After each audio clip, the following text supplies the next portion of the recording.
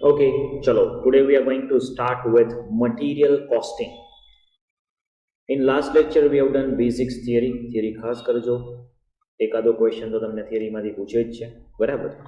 Now today we are going to start the first practical chapter of costing, material costing. Now see, in material costing, what we are supposed to remember. See, as and when you are going for production of any things you require a material. જે આપણે last લેક્ચરમાં બી વાત કરી, material વગર તમે કોઈ goods manufacture નહીં કરી શકો. You require many materials or may be a single material depending upon your product. Suppose you like to manufacture a mobile, pen or car or scooter or whatever, you require many equipments, many materials, right? તો જે બી material છે એના જે particular topics અહીંયા તમને જે પૂછે છે, કેટલા પૂછવાના છે, શું છે, સમજાવું તમને. જો હવે આ મટીરિયલ કોસ્ટિંગ જે છે એ તમારી પ્રાઇમ કોસ્ટ છે. Material is one of the prime cost. Okay, તો આ જે કોસ્ટ છે એના પર તમારે ખાસ કંટ્રોલ રાખવો પડશે, because ultimately your finish goods will come from this particular material. એટલે જેટલા મટીરિયલની ક્વોન્ટિટી સારી હશે એટલું તમારું ફિનિશ ગુડ્સ બી સારું હશે. કોસ્ટ કેવી રીતે ઇન્કર કરો છો મટીરિયલમાં, મટીરિયલનો સ્ટોક કેટલો લેવલ મેન્ટેન કરો છો. સમજો તમારી પાસે ડિમાન્ડ છે ફિનિશ ગુડ્સની, બટ મટીરિયલ નથી તો પ્રોડ્યુસ કેમ કરશો? અને ડિમાન્ડ છે ને એને વધારે પડતું મટીરિયલ રાખશો તો વધારે પડતું તમારું આમાં ફંડ ચોકઅપ થઈ જશે. એટલે બેટર શું રહેશે કે બને ત્યાં સુધી આપણે મટીરિયલનો સ્ટોક એટલો બધો બી વધારે ન રાખીએ અને એટલો ઓછો બી ન રાખીએ, બરાબર છે? તો આપણે મેનેજ કરવાનું છે. હવે આ મટીરિયલ કોસ્ટ કંટ્રોલ છે એના ઓબ્જેક્ટિવ શું છે? લાઈક પહેલા તો મટીરિયલ કોસ્ટ કંટ્રોલ શું છે, તો આજે આપણે ચેપ્ટર કરીએ છીએ એમાં આપણે એક સિસ્ટમ, આજે મેન્યુફેક્ચરિંગ હોય ને એમાં એક સ્ટોર્સ ડિપાર્ટમેન્ટ અલગથી હોય, જ્યાં મટીરિયલ, સ્ટોર્સ બધું સ્ટોર કરેલું હોય. એનું ઇન્વેન્ટરી ઉપર કંટ્રોલ રાખે, એની કોસ્ટ ઉપર કંટ્રોલ રાખે. તો એવું કરવાનું રીઝન શું છે? તો મટીરિયલ જે છે એમાં ખાસ તમારે જાણવાનું છે, no activity particularly production suffer from interruption of want of material. સમજો આજે મેં તમને કીધું કસ્ટમર પાસેથી, સપોઝ યુ હેવ કસ્ટમર પાસેથી, સમજો કે કસ્ટમર પાસેથી ઓર્ડર આવ્યો. હવે તમે એમ કહો કે ચલો પ્રોડક્શન કરવાનું છે, પ્રોડક્શન ડિપાર્ટમેન્ટે મટીરિયલ ડિપાર્ટમેન્ટને રિક્વિઝિશન રેઝ કરી, મટીરિયલ ડિપાર્ટમેન્ટ કે સ્ટોક જ નથી. હવે સ્ટોક જ ન હોય તો મેન્યુફેક્ચર કેમ કરે? મેન્યુફેક્ચર ન કરે તો સેલ કેમ કરશે? એટલે sometimes production department suffer from want of material or stores. Okay, તેના માટે જરૂરી છે seeing to the all material stores are required at lowest possible. Obviously stores easily એડવાન્સમાં મળી રહી, સસ્તી પ્રાઇસે કે ચીપેસ્ટ વેથી તમને મળી જાય. મિનિમાઇઝિંગ ટોટલ કોસ્ટ, તો ટોટલ કોસ્ટને મિનિમાઇઝ કરવા માટે material is a prime cost. જો મટીરિયલ સમજો, that is what a difference between the two. Okay, એટલે ઘણા બધા સસ્તા ચાઇનીઝ ફોન આવે છે એનું મટીરિયલ સસ્તું હોય છે એટલે એની કોસ્ટ ઓછી હોય, જ્યારે બીજા બધા ગુડ્સ આવે છે એનું મટીરિયલ કોસ્ટલી હોય એટલા માટે એની પ્રાઇસ એવી હોય. પછી ડ્યુરેબિલિટી બી ફરક પડે છે, ક્વોલિટી બી ફરક પડે છે, that is different matter. Okay, same way avoidance of unnecessary loss or wastages is there, maintenance of proper record regarding material, pilferages etcetera, waste ન થાય એ ધ્યાન રાખવા માટે. ઓકે, તો આમાં અમુક થિયરી હું તમને કરાવીશ, અમુક થિયરી તમારે જાતે કરવાની છે. ઓકે, તો that is why we require a material cost control. હવે મટીરિયલ કંટ્રોલ માટે આજે ક્વેશ્ચન નંબર 3 જુઓ, ન્યૂ સિલેબસ નવેમ્બર 19માં જ પૂછ્યો છે. જુઓ, ઇન્વેન્ટરી કંટ્રોલ શું છે અને એના ઓબ્જેક્ટિવ શું છે. List down the basis to be adopted for inventory control. હવે જુઓ, the Chartered Institute of Management Accounts, CIMA, London. The function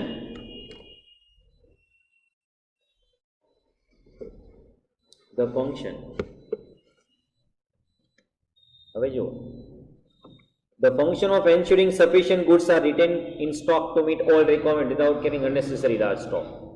simply purpose એટલો જ છે, બરાબર, કે વધારે પડતો સ્ટોક મેન્ટેન ના થાય. આજે જો ઘણીવાર એવું થાય કે તમે પરચેસ કરી રાખો ને જુઓ તો સ્ટોક ઓવર, તો એક તો ક્રેડિટર્સ એના અમાઉન્ટ ડ્યુ થઈ જશે, because anyway stock is much મોર, અને સામે પ્રોડક્શન છે ને એટલે સ્ટોક જશે નહીં, વેસ્ટેજ વધી જશે.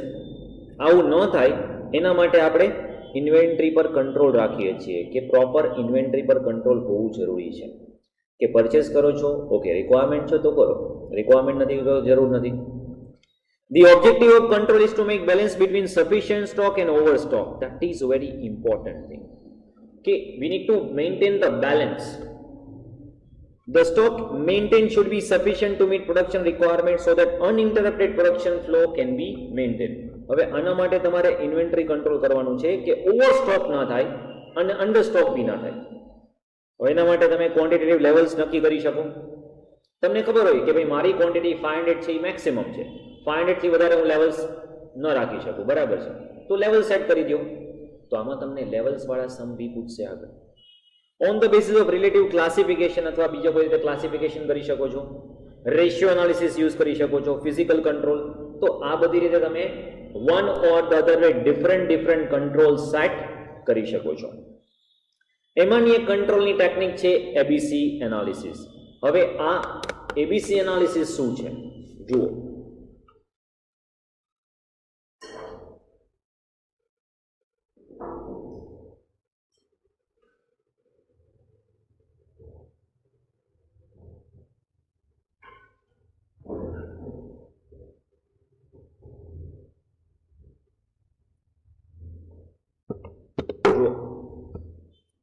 એબીસી એનાલિસિસ, આ એબીસી એનાલિસિસ છે. હવે જો કંટ્રોલ કરવાનો બરાબર છે, પણ તમે ફેક્ટરીમાં સ્ટોર્સ ડિપાર્ટમેન્ટ હોય, આપણે ધીરે ધીરે બધા ડિપાર્ટમેન્ટ ઉપર થિયરી પ્રેક્ટિકલ કરતા જશું. That is how will be able to understand the costing. Okay, તો સૌથી પહેલા સ્ટોર્સ ડિપાર્ટમેન્ટ આવે, કારણ કે કોઈ બી રિક્વાયરમેન્ટ છે આખા ફેક્ટરીમાં, તમારે કોઈ બી રિક્વાયરમેન્ટ હોય, બરાબર, સમજો રો મટીરિયલ જોઈએ છે, મશીનરીના સ્પેર પાર્ટ જોઈએ છીએ, A4 સાઇઝનું પેપર જોઈએ છીએ, સ્ટેશનરી યુ વોન્ટ ઇટ, બધું જ સ્ટોર્સમાં મળશે. એટલે પ્રોડક્શન આમાં એવું છે કે એક સ્ટોર્સ ડિપાર્ટમેન્ટ અલગથી મેન્ટેન કરી રાખ્યું હોય, જેથી કરીને આખી ફેક્ટરીમાં કોઈ બી રિક્વાયરમેન્ટ હોય તો બધા લોકો પરચેસ કરવા ના જાય, એડમિનિસ્ટ્રેશન ડિપાર્ટમેન્ટ પરચેસ કરવા ના જાય, પરચેસનું કામ ખાલી સ્ટોર્સ ઉપર એલોકેટ કરેલું છે, તો stores department will handle the purchases, right. Now હવે સ્ટોર્સ ડિપાર્ટમેન્ટ છે એમાં તો તમારી પાસે n નંબર ઓફ આઇટમ્સ હશે, તો શું મારે બધા ઉપર સ્ટ્રિક્ટ કંટ્રોલ રાખવાનો? પરચુરન આઇટમ ઘણી બધી હશે, ના, બધા પર તમારે કંટ્રોલ રાખવાની જરૂર નથી ને ખોટો ખર્ચો કરાવી નહીં. એટલે અહીંયા આપણે શું કરીએ છીએ, તમારા સ્ટોર્સ ડિપાર્ટમેન્ટમાં જેટલી બી પ્રોડક્ટ્સ છે, સમજો તમારા સ્ટોર્સ ડિપાર્ટમેન્ટમાં જેટલી બી પ્રોડક્ટ્સ છે એને આપણે 3 કેટેગરીમાં ડિવાઈડ કરીએ, કેટેગરી A, કેટેગરી B અને કેટેગરી C. હવે when we talk about category A, that is a highly important product, that is a very or highly important product. B માં moderate અને least. હવે એની જો વાત કરીએ તો વેલ્યુ ટર્મ્સમાં જો ને તો અરાઉન્ડ 70% હશે. તમારી ટોટલ સ્ટોર્સની જે વેલ્યુ હોય ને એના 70% તો કેટેગરી A બિલોંગ કરતો હશે, પણ એની જો ક્વોન્ટિટી જોવો ને તો અરાઉન્ડ 10%. અરાઉન્ડ એટલા માટે કહું છું કારણ કે એક્ઝેક્ટલી આ પ્રિસાઇઝ મેચ ના થાય. આ એક સ્ટાન્ડર્ડ સેટ કર્યું છે 70-20-10, 10-20-70, પછી આની આજુબાજુ ચાલે, કોઈ પ્રોબ્લેમ નથી. ઓકે, હવે આ જે કેટેગરી A છે એ કેવા ગુડ્સ છે સમજો. આજે તમે જુઓ, બરાબર છે, તો જ્વેલરી શોપ હોય એમાં કેટલો બધો કંટ્રોલ રાખે સ્ટ્રિક્ટ. શું કામ? એક ડાયમંડ વયું જાય તો it is a huge cost they need to bear, બરાબર. એટલે જે પ્રોડક્ટની અમાઉન્ટ હ્યુજ છે as compared to the quantity સાવ સ્મોલ છે અને અમાઉન્ટ બહુ વધારે છે, તો એવા ટાઈમ પર એ કેટેગરી A માં આવશે અને કેટેગરી માં તમારે કોન્સ્ટન્ટ અને સ્ટ્રિક્ટ કંટ્રોલ રાખવો પડશે. બજેટ બનાવો, રેશિયોઝ કરો, સ્ટોક લેવલ મેન્ટેન કરો, EOQ કરો, પ્રોસિજરલ ચેક્સ કરો, મતલબ બધા જ ચેક્સ આપણે આના પર કરશું. યસ. નાઉ 2020, હવે આ પ્રોડક્ટ એવી છે મોડરેશન, એટલે આમાં કંટ્રોલ નથી એવું બી નહીં અને સ્ટ્રિક્ટ કંટ્રોલ છે એવું બી નહીં, બહુ મોડરેટ કંટ્રોલ રાખશું, સિલેક્ટિવ કંટ્રોલ. અને આ પરચુરણ આઇટમ જેની વેલ્યુ સાવ પરચુરણ હોય અને ક્વોન્ટિટી ટર્મ 70%, એટલે આમાં કાંઈ કંટ્રોલ રાખવાની જરૂર બી નથી. તો આ રીતે શું છે, તમે તમારી કોસ્ટ બી સેવ કરી શકશો કે આખું સ્ટોર્સ ડિપાર્ટમેન્ટ છે ને તમે 3 અલગ અલગ કેટેગરીમાં ડિવાઈડ કરી દો, જેના પર સ્ટ્રિક્ટ કંટ્રોલ રાખવાની જરૂર છે. કેટેગરી A જે 70-10 બિલોંગ કરે છે, B 20-20 અને C 10-70, બરાબર. આને આપણે પેરેટો એનાલિસિસ સાથે બી કમ્પેર કરી શકીએ છીએ. આલ્ફ્રેડો પેરેટો એને છે ને બે કેટેગરી આપી છે, 20-80, 80-20. આલ્ફ્રેડો પેરેટો આપણે આ નથી આવતું, રાઈટ નાવ આપણે એબીસી જ આવે છે. છતાંય આલ્ફ્રેડો પેરેટોનું પૂછે તો 20-80, 80-20. ઓકે, એના એડવાન્ટેજીસ એકવાર જોઈ લેજો. એનો એક પ્રેક્ટિકલ એક્ઝામ્પલ તમારા મોડ્યુલમાં આપેલો છે, એ આપણે જોઈ લેજો. એક્ઝામ્પલ 1 એટલે આ મેં આન્સર સહિત આપેલું છે. બાકી કોસ્ટિંગમાં, અકાઉન્ટમાં, આ પ્રેક્ટિકલમાં હું તમને આન્સર નહીં આપું, એ હું ડ્યુરિંગ ધ લેક્ચર જ કરાવીશ. અને એ તમારે એક નોટ પ્રિપેર કરવાની છે સેપરેટ, અને નોટમાં બધા આન્સર નોટ ડાઉન કરવાના છે. હું જે બી હોમવર્ક આપું છું that you are suppose to do. Okay, અને વેરી નેક્સ્ટ લેક્ચર આપણે હોમવર્ક ટેલી કરશું. Item number 1. હવે જો આઇટમ નંબર 1 ટુ લઈને 12, ટોટલ 12 આઇટમ્સ આપણી પાસે છે, જેના તમને યુનિટ્સ આપેલા છે, જેની તમને પ્રાઇસ આપેલી છે. પણ આ પ્રાઇસ પર યુનિટ છે, મારે જોઈએ છે ટોટલ કોસ્ટ. ટોટલ કોસ્ટ કેવી રીતે મળશે મને? તો આની મલ્ટીપ્લાય કરી દે એટલે ટોટલ કોસ્ટ મળી જાય. ચલો, તો મેં અહીંયા શું કર્યું છે? યુનિટ્સ. જો આન્સર લખેલો છે, હું પાછી નથી કરતો. યુનિટ પ્રાઇસ અને ટોટલ કોસ્ટ. હવે આપણા માટે બે કોલમ ઇમ્પોર્ટન્ટ છે. એક છે આ ટોટલ કોસ્ટ અને એક છે આ યુનિટ્સ. આ છે ક્વોન્ટિટી અને આ છે વેલ્યુ. હવે ટેલ મી વન થિંગ, કેટેગરી એ જે છે, કેટેગરી એ, તો કેટેગરી એ માં શું થશે? તો કે વેલ્યુ ટર્મમાં 70% અને ક્વોન્ટિટી ટર્મમાં 10%. તો પેલા મારે શું કરવું પડે? એક કામ કરીએ આપણે, આ 12 યુનિટ્સનો ટોટલ કરી લઈએ. સેમ વે આ 12 આઇટમ છે એની વેલ્યુનો ટોટલ કરી લઈએ, અને હરેક item as compare to percentage of units અને as compare to percentage of value find out કરી લઈએ. જો કેવી રીતે મળશે આપણને? તો કે આ 7000 ડિવાઇડેડ બાય 2,19,000 ઇન્ટુ 100, એટલે મને આ પર્સન્ટેજ મળી જશે. જો ચેક કરો, 3.1963 આવી જાય છે. 7000 ડિવાઇડેડ બાય 2,19,000 ઇન્ટુ 100, 3.1963. ઓકે છે. હવે સેમ વે અહીંયા તમે આ પર્સન્ટેજ કરો તો 35,000 વેલ્યુ છે પ્રોડક્ટ એ ની, 1 ની, આઇટમ 1, અને ટોટલ છે 355,770 ઇન્ટુ 100, તો એના પર્સન્ટેજ આવ્યા 9.8378. લાઈક ધેટ આપણે બધા જ પર્સન્ટેજ કરી લીધા, અને પર્સન્ટેજનો ટોટલ ઓબ્વિયસલી 100 થવું જોઈએ. તો એ ચેક કરી લેવાનું એકવાર.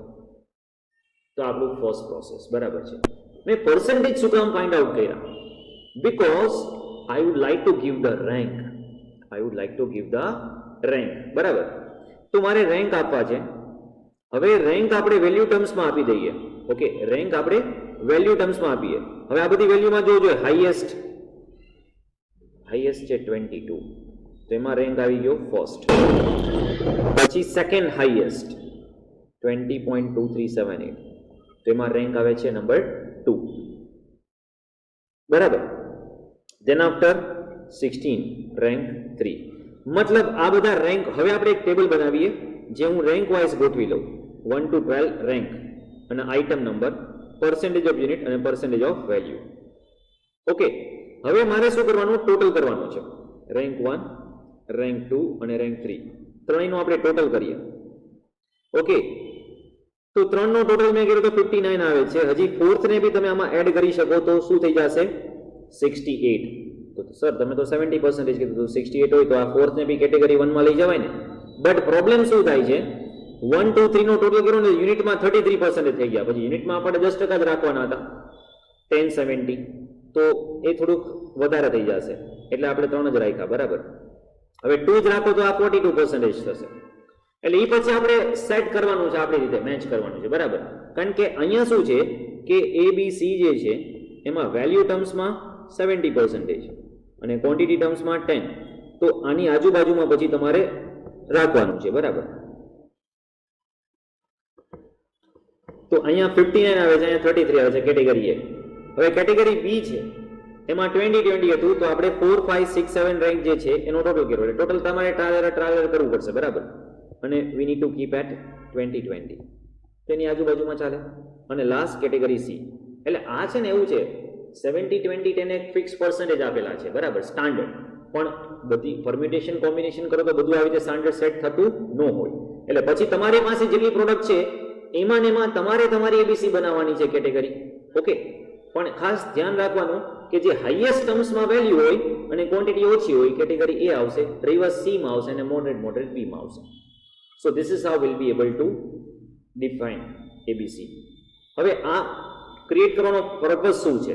તો કે આ જે રેન્ક 1 2 3 મતલબ આઇટમ નંબર 2, આઇટમ નંબર 5 અને આઇટમ નંબર 11, આ ત્રણ આઇટમ કેટેગરી એ ની આઇટમ છે. મતલબ આના ઉપર તમારે કેટેગરી એ ઉપર strict control, constant control, EOQ, ratio, budget બધું ડિટેલમાં ડેપ્થમાં કંટ્રોલ કરશું, કારણ કે આપણા માટે ક્રુશિયલ પ્રોડક્ટ છે. 4 5 6 7 માં મોડરેટ કંટ્રોલ અને 8 9 10 11 12 રેન્ક છે જે આઇટમ નંબર 4 7 10 8 9 આ બધામાં લિસ્ટ કંટ્રોલ 42 અને 13. સમજાણું? ઓકે, તો આ એક્ઝામ્પલ ક્યારેય પૂછ્યું નથી પણ પૂછી શકે, બરાબર છે. Next, bill of material. હવે આ બિલ ઓફ મટીરિયલ શું છે કે બિલ ઓફ મટીરિયલ જે છે that is a schedule of standard quantity of material required for any job. આજે સમજો કે મારે કોઈ પર્ટિક્યુલર પ્રોડક્ટ બનાવી છે અને એમાં 2 kg ઓફ એક્સ જોઈએ છે, right? That is a standard requirement. તો at the time I need to prepare a bill of material for 2 kg અને પછી જેટલું પ્રોડક્શન કરવું છે એને 2 kg સાથે મલ્ટીપ્લાય કરી and I am going to generate the bill of material. એટલે bill of material is prepared by engineering or planning department. એની આપણે 5 કોપી કરી છે, અલગ અલગ ડિપાર્ટમેન્ટમાં ડિસ્ટ્રીબ્યુટ કરીએ છીએ. જો અહીંયા તમને એક આખી પ્રોસેસ સમજાવે છે. ઓકે, આ પ્રોસેસ જે છે એનાથી તમને ઇન્ટરનલી ખ્યાલ આવશે કે સ્ટોર્સ ડિપાર્ટમેન્ટ જે છે એ ડોક્યુમેન્ટ કયા ડોક્યુમેન્ટની આપ-લે કરે છે. જો engineering department, production department, workshop department, બરાબર છે, પ્રોડક્શન ઓર વર્કશોપ. હવે એ શું કરશે? સ્ટોર પાસે જશે. પ્રોડક્શન એટલે જ્યાં એકચ્યુઅલી ગુડ્સ પ્રોડ્યુસ થાય છે. આ શું છે? ગુડ્સ અહીંયા પ્રોડ્યુસ થાય છે, બરાબર છે. હવે અહીંયા ગુડ્સ પ્રોડ્યુસ કરવો તો રો મટીરિયલ તો જોઈએ ને. હા, તો એ લોકો સૌથી પહેલા શું કરશે? રિક્વિઝિશન જનરેટ કરશે. બાય ધ વે અહીંયા 2 લખ્યું છે, કેમ 1 નથી લખ્યું? Because 1 is there over here, bill of material. તો કે સૌથી પહેલા બિલ ઓફ મટીરિયલ આવશે. યસ, તો આ બિલ ઓફ મટીરિયલ છે શું? સમજો કે તમને કોઈ કસ્ટમરનો ડાયો કે 1000 કી ક્વોન્ટિટીની આપણે પ્રોડક્ટ પરચેસ કરવી છે. કેટલી પ્રોડક્ટ પરચેસ કરવી છે આપણે? We would like to purchase a product for 1000 quantity. Now આજે 1000 ક્વોન્ટિટીની તમારે પ્રોડક્ટ પરચેસ કરવી છે. સમજો ખાસ. ઓકે, આજે 1000 ક્વોન્ટિટીની પ્રોડક્ટ તમારે પરચેસ કરવી છે, તો એના માટે તમારે 2 kg પર યુનિટ મતલબ 2000 kgs નું રો મટીરિયલ રિક્વાયર્ડ છે. એટલે તમે પહેલા બિલ ઓફ મટીરિયલ બનાવશો 2000 kgs, બરાબર? ઓકે, હવે એ આપણને ખબર પડી કે રિક્વાયરમેન્ટ કેટલી છે. મતલબ પ્રોડક્શન ડિપાર્ટમેન્ટ પાસે રિક્વાયરમેન્ટ તો હોવી જોઈએ ને કે ભાઈ મારે કેટલું મટીરિયલ જોઈએ છે સ્ટોર્સ પાસેથી. બીકોઝ મટીરિયલ પ્રોડક્શન પાસે નથી, મટીરિયલ કોની પાસે હોય? Stores department.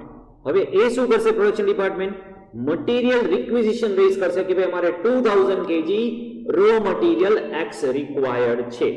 ઓકે, તો આ લોકો ઓર્ડર આપશે મટીરિયલ રિક્વિઝિશન સ્ટોર્સને. હવે સ્ટોર્સ ચેક કરશે. શું ચેક કરશે? પોતાની પાસે છે નહીં. ઓકે છે, ચલો પોતાની પાસે હોય તો આપી દેશે. પણ માનો કે સ્ટોર્સે બી પરચેસ કરવું પડશે. અત્યારે આપણે માની લઈએ સ્ટોર્સ પાસે કંઈ છે નહીં. તો હવે જો એક વસ્તુ યાદ રાખો, ફેક્ટરીમાં કોઈ બી જરૂર પડશે ને તો તમારે સીધું કોલ કરવાનો સ્ટોર્સને એમ કહો કે ભાઈ મટીરિયલ જોઈએ છે, અમારે આ પ્રોડક્ટ જોઈએ છે. અલ્ટિમેટલી પરચેસ જનરેટ કરશે, બરાબર? એટલે તમારે મટીરિયલ રિક્વિઝિશન જનરેટ કરવાની છે, સ્ટોર્સ ડિપાર્ટમેન્ટને આપી દો. Stores department purchase requisition raise કરશે કે ભાઈ આપણે આ 2000 ક્વોન્ટિટી પરચેસ કરવાની જરૂર છે. ઓકે, અને એ પરચેસ ડિપાર્ટમેન્ટને મોકલશે. અલ્ટિમેટલી સ્ટોર્સનું કામ તો સ્ટોર્સ મેનેજ કરવાનું છે, પરચેસનું કામ પરચેસ ડિપાર્ટમેન્ટ કરશે. એટલે અલ્ટિમેટલી આ જશે રિક્વિઝિશન પરચેસ ડિપાર્ટમેન્ટ પાસે. હવે પરચેસ ડિપાર્ટમેન્ટ પાસે રિક્વિઝિશન આવે તો પરચેસ ડિપાર્ટમેન્ટ સૌથી પહેલા શું કરે? સમજો તો પરચેસ ડિપાર્ટમેન્ટ જે છે એ જોશે કે કેટલા સપ્લાયર છે, તો એ બધા સપ્લાયર પાસેથી ટેન્ડર મગાવશે. ટેન્ડર મગાવશે એટલે સપ્લાયર બધા કોટેશન આપશે. કોટેશનમાંથી આપણે બેસ્ટ સપ્લાયર સિલેક્ટ કરશું. કોણ સિલેક્ટ કરશે? Purchase department. તો એ કોટેશન સિલેક્ટ કરશે. એમાંથી PO that is purchase order pass થશે. શું થશે? પરચેસ ઓર્ડર પાસ થશે સપ્લાયરને. અલ્ટિમેટલી સપ્લાયર જે છે એ પરચેસ ઓર્ડર પાસ થઈ જાય પછી ઇનવોઇસ મોકલશે. ઈ કોને મોકલશે? Accounting department. અકાઉન્ટિંગ ડિપાર્ટમેન્ટ એનું પેમેન્ટ કરશે અને એને ઇનવોઇસ મોકલી દેશે. બરાબર. ઇન ટર્ન પરચેસ ડિપાર્ટમેન્ટને પેમેન્ટ મળી જાય ત્યાર પછી પરચેસ ડિપાર્ટમેન્ટ જો આ 10 નંબર આપ્યું છે ગુડ્સ ડિલિવર કરશે. સીધો ગુડ્સ ફેક્ટરીમાં સીધો ક્યાં જશે? સ્ટોર્સમાં. ફેક્ટરીમાં કોઈ બી ગુડ્સ આવે આપણે ક્યાં મોકલી દેવાનું કે ભાઈ સ્ટોર્સમાં બધું અનલોડ કરો. એટલે 10 નંબરનું આઈટમ ત્યાં આવી જશે. સ્ટોર્સ ચેક કરશે અને સ્ટોર્સ એક રિસીટ જનરેટ કરશે અને કહેશું ગુડ્સ રિસીટ નોટ. સ્ટોર્સ શું કરશે? ગુડ્સ રિસીટ નોટ જનરેટ કરશે સ્ટોર્સ કે અમને 2000 kgs ના મટીરિયલ એક્સ રિસીવ થઈ ગયા. ઓકે. ઈ નોટ કોને મોકલશે? અકાઉન્ટિંગ ડિપાર્ટમેન્ટને. ઈ નોટ કોને મોકલશે? અકાઉન્ટિંગ ડિપાર્ટમેન્ટને. હવે અકાઉન્ટિંગ ડિપાર્ટમેન્ટ જે છે એ શું કરશે? હવે જો અકાઉન્ટિંગ ડિપાર્ટમેન્ટ ફાઇનલી બધું રિકન્સાઇલ કરીને રેકોર્ડ કરશે. બસ ધેટ્સ ઇટ.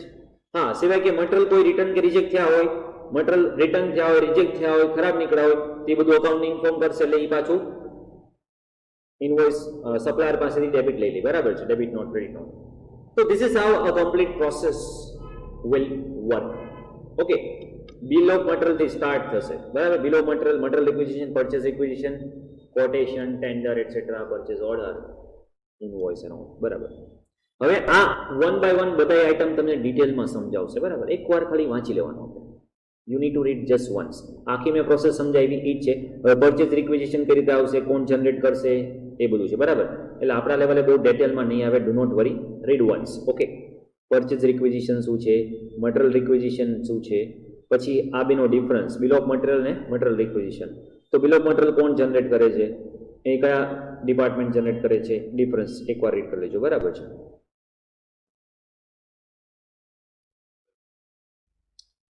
તો આ જે છે એ ઇન્વેન્ટરી કંટ્રોલની આપણે વાત કરતા હતા.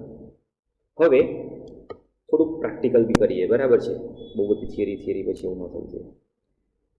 જો એટલે અહીંયા પાછું એ આખું રિપીટ થાય છે. કોણ ડિપાર્ટમેન્ટ કઈ રીતે પ્રિપેર કરે છે એન્ડ કોને કોપી મોકલશે એ બી મેં તમને સમરી અહીંયા ડોક્યુમેન્ટ્સની આપેલી છે. ઓકે. ત્યાર પછીલા જે હું તમને કહું છું ને લેવલ્સ અલગ અલગ પ્રેક્ટિકલી. બરાબર. એ લેવલવાળા સમ આગળ આવશે તો એની થિયરી બી મેં તમને આપેલી છે. ઓકે. હા, હવે આપણે આ જે લેવલ તો બરાબર છે. ઓકે. ROL એનો actually we would like to go for EOQ first. પહેલો જ જે ઇમ્પોર્ટન્ટ ટોપિક છે.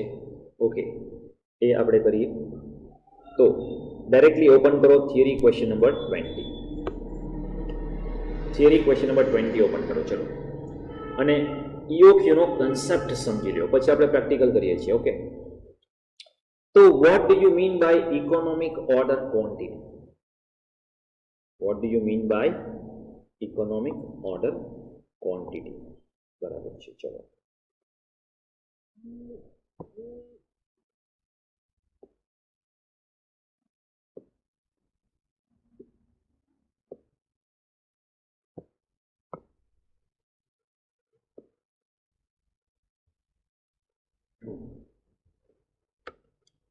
જો economic order quantity, order quantity તો સમજો.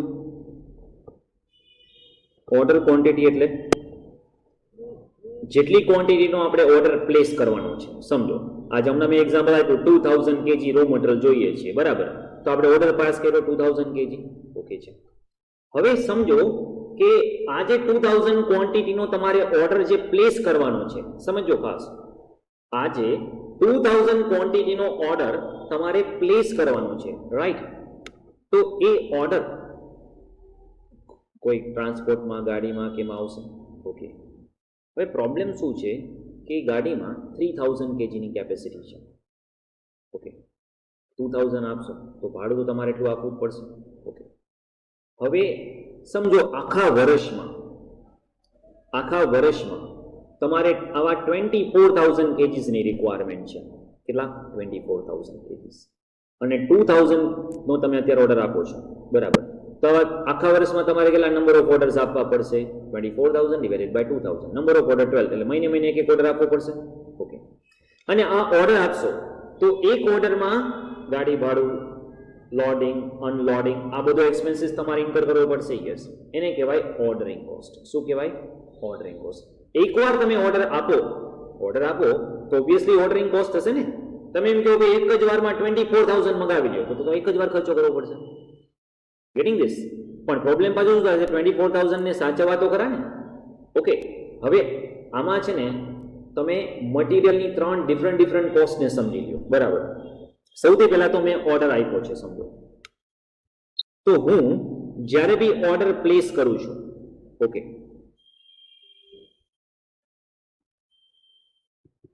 આ મટીરિયલ છે, બરાબર. હવે મટીરિયલ માટેની કોસ્ટ જે આપણે વાત કરતા હોય, બરાબર છે. સૌથી પહેલા તો પરચેસ કોસ્ટ આવશે. સૌથી પહેલા it will be purchase cost, બરાબર. એટલે જે બી મટીરિયલ હું મગાવું છું 2000 kg કે વોટ એવર, એના 10 રૂપીસ ભાવ હોય તો I need to pay 20,000. Okay, તો so that will be I am suppose to pay 20,000. હવે એ મારી પરચેસ કોસ્ટ થઈ જશે. ચલો, એ મટીરિયલ પરચેસ કરી લીધું. હવે એ ટ્રાન્સપોર્ટમાં મોકલશે, લોડિંગ, અનલોડિંગ, ફેક્ટરી સુધી પહોંચતા મારે થોડી ઘણી કોસ્ટ તો એમાં ઇન્કર કરવી પડશે. મેં ક્વોન્ટિટી મગાવી 2000 kgs, એની પર યુનિટ કોસ્ટ છે 10, મતલબ પરચેસ કોસ્ટ આઈ ઇન્કર્ડ 20,000 kgs. ઓકે, હવે ઓર્ડરિંગ કર્યો મેં, એટલે એની એક ઓર્ડરિંગ કોસ્ટ આવશે.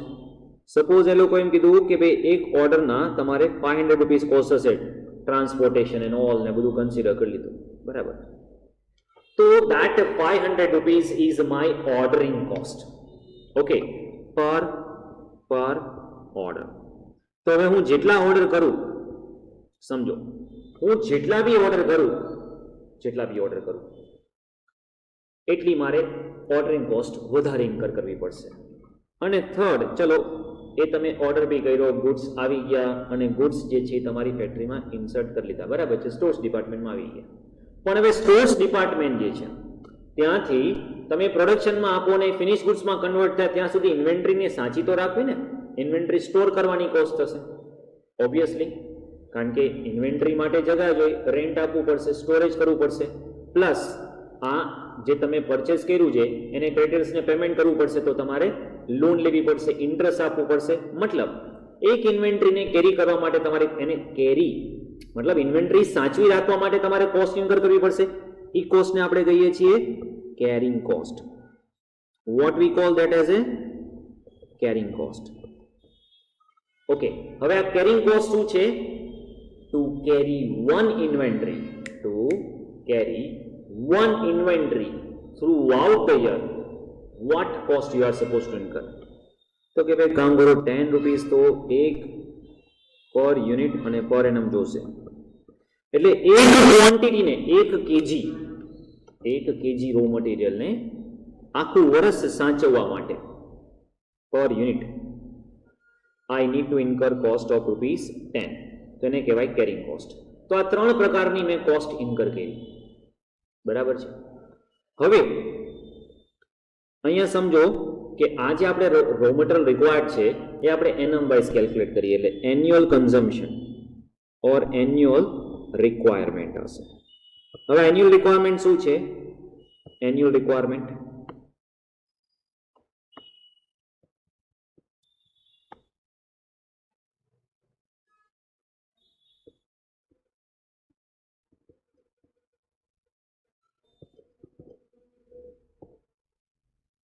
quantity of raw material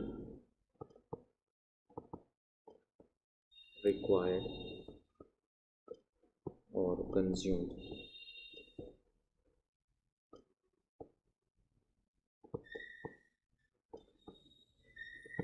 during the year.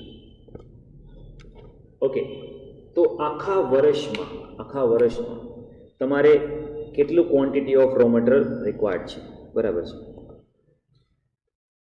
હવે સમજો કે આખા વર્ષમાં મારે 24,000 kg, vote 24,000 kgs required.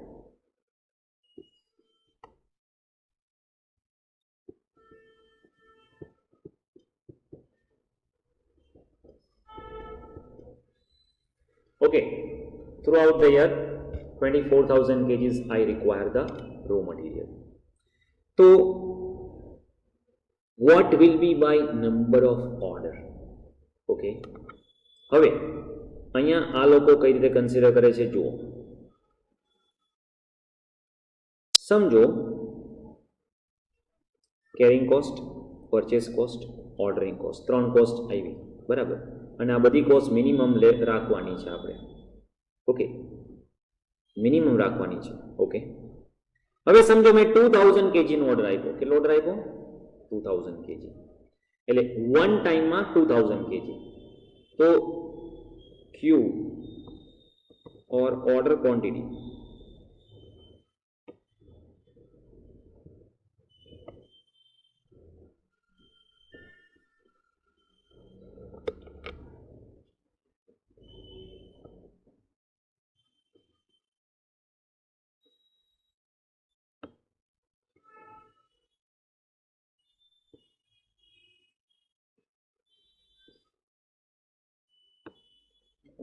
change તો કર્યું છે.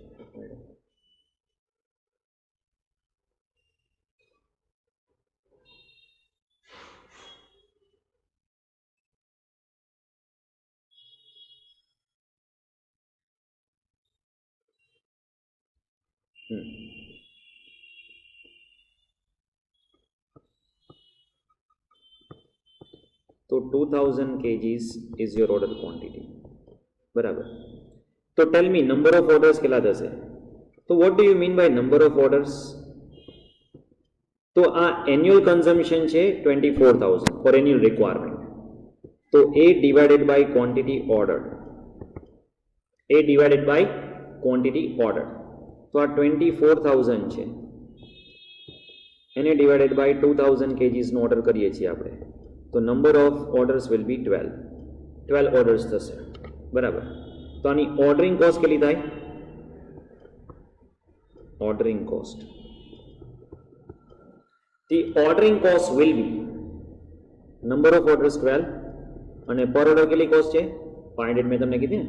હા, તો 6000 will be your ordering cost. આખા વર્ષની તમારી ઓર્ડરિંગ કોસ્ટ થશે 6000, બરાબર. તો આ એવી ઓર્ડરિંગ કોસ્ટ. પરચેસ કોસ્ટ તો આપણે પહેલા જ ફાઇન્ડ આઉટ કરી દીધી છે 20,000. ઓકે, હવે આ પરચેસ કોસ્ટ 20,000 છે ને, એ આખા વર્ષની નો કહેવાય, કારણ કે તમે એક ઓર્ડર ની કીધી. આપણે એકચ્યુઅલી અહીંયા શું કરવું પડે? વી need to find out purchase cost through out the year. એટલે 24,000 ક્વોન્ટિટી, કારણ કે જો કોસ્ટ તમે કેલ્ક્યુલેટ કરતા હોય એનમ વાઇઝ, તો બધી જ કોસ્ટ એનમ વાઇઝ કેલ્ક્યુલેટ કરવી પડશે. તો here it will be 2,40,000 is your purchase cost per annum. Here it is 6,000. ક્યારે? જ્યારે ઓર્ડર ક્વોન્ટિટી શું કરી તમે? ઓર્ડર ક્વોન્ટિટી કેટલી કરી તમે? 2000. Okay, order quantity is 2000. હવે કેરિંગ કોસ્ટ કરીએ કેલ્ક્યુલેટ, બરાબર છે. Now calculate the carrying cost.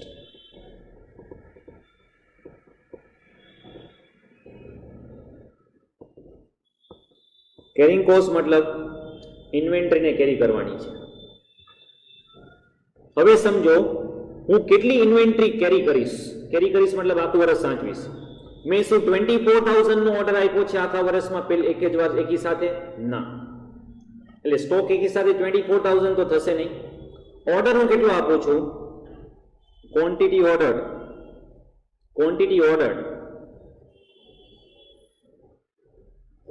કેટલું છે? 2000.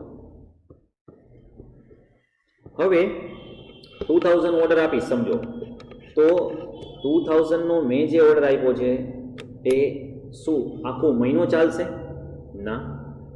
તમે વિચારો 24,000 kgs આખા વર્ષમાં હું યુઝ કરું છું. 24,000 kgs આખા વર્ષમાં યુઝ કરું છું. મંથલી 2000 યુઝ કરું છું. મતલબ શું 2000 પહેલા દિવસે યુઝ કરી નાખીશ? ના. પહેલા દિવસે 2000 હશે સ્ટોક, પછી 100 ક્વોન્ટિટી યુઝ થયું 1900, બીજી 100 ક્વોન્ટિટી યુઝ થયું 1800. ઇટ ગોઝ ઓન અને મંથ એન્ડમાં થઈ જશે 0. મતલબ મંથ બિગિનિંગમાં કેટલા હતા? 2000 ક્વોન્ટિટી અને મંથ એન્ડમાં કેટલા થઈ ગયા ક્વોન્ટિટી વિલ બી 0 મતલબ ઓન એન એવરેજ હું હાફ ક્વોન્ટિટી યુઝ કરીશ on an average half quantity consume કરીશ અને હાફ ક્વોન્ટિટી જે છે એ એવરેજ કેરી થશે કારણ કે તમે કાઉન્ટ કરો ને ફર્સ્ટ ડેના 2000 ક્વોન્ટિટી કેરી કરવાની સેકન્ડ ડેના એનાથી ઓછું થર્ડ ડેના એનાથી ઓછું અને 30th ડેના 0 મતલબ આ રીતે કાઉન્ટ કરો ને તો એવરેજ શું આવે હાફ 2000 અને 0 ડિવાઇડેડ બાય 2 એટલે હાફ આવે હાફ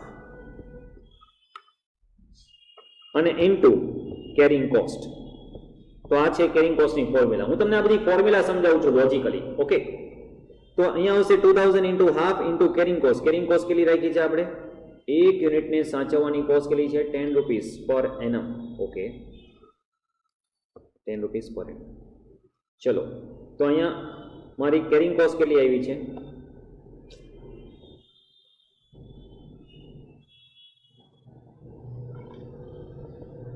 10,000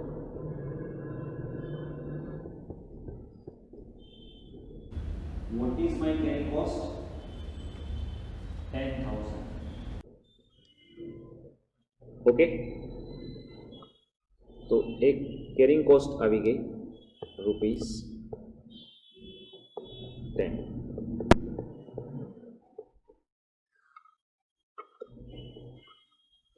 કન્સેપ્ટ ક્લિયર છે બધાને અત્યારે હું તમને ખાલી આ ત્રણ કોસ્ટ અને એના કન્સેપ્ટ સમજાવું છું આટલું ક્લિયર છે everybody purchase cost ordering cost carrying cost હવે તો કે કેરિંગ કોસ્ટ બહુ વધી જાય છે ઇઝ ઇટ જો 6000 ઓર્ડરિંગ કોસ્ટ થઈ અને કેરિંગ કોસ્ટ થઈ 10,000 ઇઝન્ટ ઇટ બહુ વધી જાય છે હા એક કામ કરો ક્વોન્ટિટી ઓછી કરી નાખીએ આપણે ક્વોન્ટિટી ઓછી કરી દઈએ બરાબર છે will do one thing 1000 order કરીએ તો શું ચાલે ચલો કરી જોઈએ નોટ એન ઇશ્યુ હવે આ મેં જે 2000 નો ઓર્ડર કર્યો તો એક ક્વોન્ટિટી ઓર્ડર 2000 એ સેમ આપણે બધું કેલ્ક્યુલેશન કરીએ 1000 માટે જો એક વસ્તુ જો પરચેસ કોસ્ટ તો સેમ જ રહેશે અત્યારે પરચેસ કોસ્ટને ક્યાંય ચેન્જ નથી કરવાનું પરચેસ કારણ કે હું 1000 કરીને પરચેસ કરું કે 2000 પરચેસ કરું કે 6000 પરચેસ કરું આખા વર્ષમાં મારે 24000 ક્વોન્ટિટી પરચેસ કરવાના છે એટલે purchase cost will remain same એનું આપણે કંઈ ચેન્જ કરવાનું નથી તો પરચેસ કોસ્ટ તો એની જ રહેશે 24000 ઇન્ટુ 10 બરાબર હવે આ કેરિંગ કોસ્ટ આપણે 10 એઝ્યુમ કર્યું છે એટલું બધું ન હોય પણ ચલો વાંધો નહીં એઝ્યુમ થઈ ગયું છે તો let it be as it is okay હવે હું 1000 ક્વોન્ટિટીનો ઓર્ડર કરું છું મેં ક્વોન્ટિટી ઓર્ડર ચેન્જ કર્યો કે ના ભાઈ થોડુંક અહીંયા કેરિંગ કોસ્ટ વધી જાય છે આપણે એક કામ કરો 1000 ક્વોન્ટિટીનો ઓર્ડર આપીએ બરાબર તો આપણે પહેલા ઓર્ડરિંગ કોસ્ટ કેલ્ક્યુલેટ કરવી પડશે હા એના માટે આપણે નંબર ઓફ ઓર્ડર કેલ્ક્યુલેટ કરવા પડશે હા તો 24000 ઓર્ડર આપું તો મારે નંબર ઓફ ઓર્ડર્સ આવે 24 ઓર્ડર્સ અને એ 24 ઓર્ડર્સ મલ્ટીપ્લાઈડ બાય 500 તો what will be my cost is it 12000 is it 12000 ordering cost okay carrying cost જુઓ carrying cost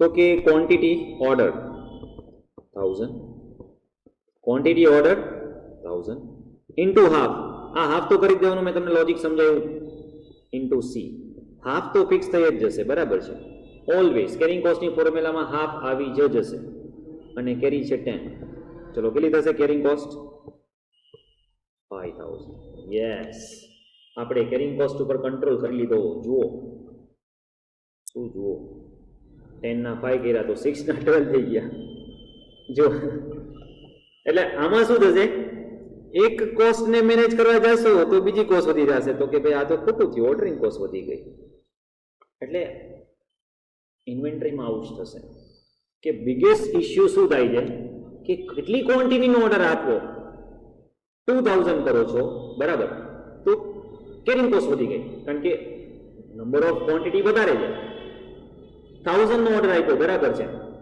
તો ઓબ્વિયસલી ક્વોન્ટિટી ઘટી ગઈ, ઓર્ડરિંગ કેરિંગ કોસ્ટ ઘટી ગઈ, બરાબર, તો ઓર્ડરિંગ કોસ્ટ વધી જાય કારણ કે નંબર ઓફ ઓર્ડર્સ વધી જશે ને. હા, તો આનું શું સોલ્યુશન કરવું?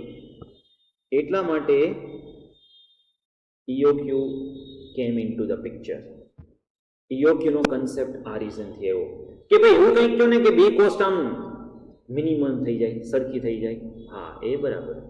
ન ઓર્ડરિંગ કોસ્ટ વધારે થાય, ન કેરિંગ કોસ્ટ વધારે થાય, એવું કંઈક ઇન બિટવીન સોલ્યુશન કરીએ તો હા, ધેટ ઇઝ ઓકે.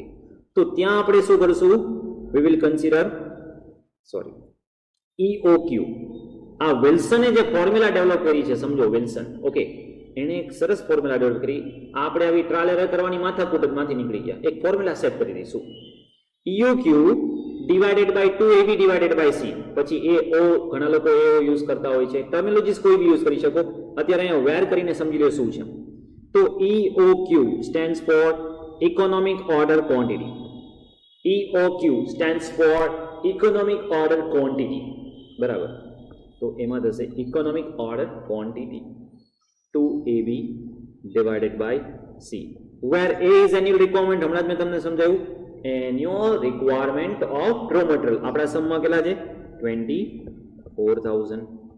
હમણાં મેં તમને સમ આપ્યું એક્ઝામ્પલ, એમાં બાઇંગ કોસ્ટ, એને આ લોકો ઓર્ડરિંગ કોસ્ટ બી કહે છે. ઓર્ડરિંગ કોસ્ટ, ઓકે, તો ઓર્ડરિંગ કોસ્ટ કેટલી છે? 500 rupees.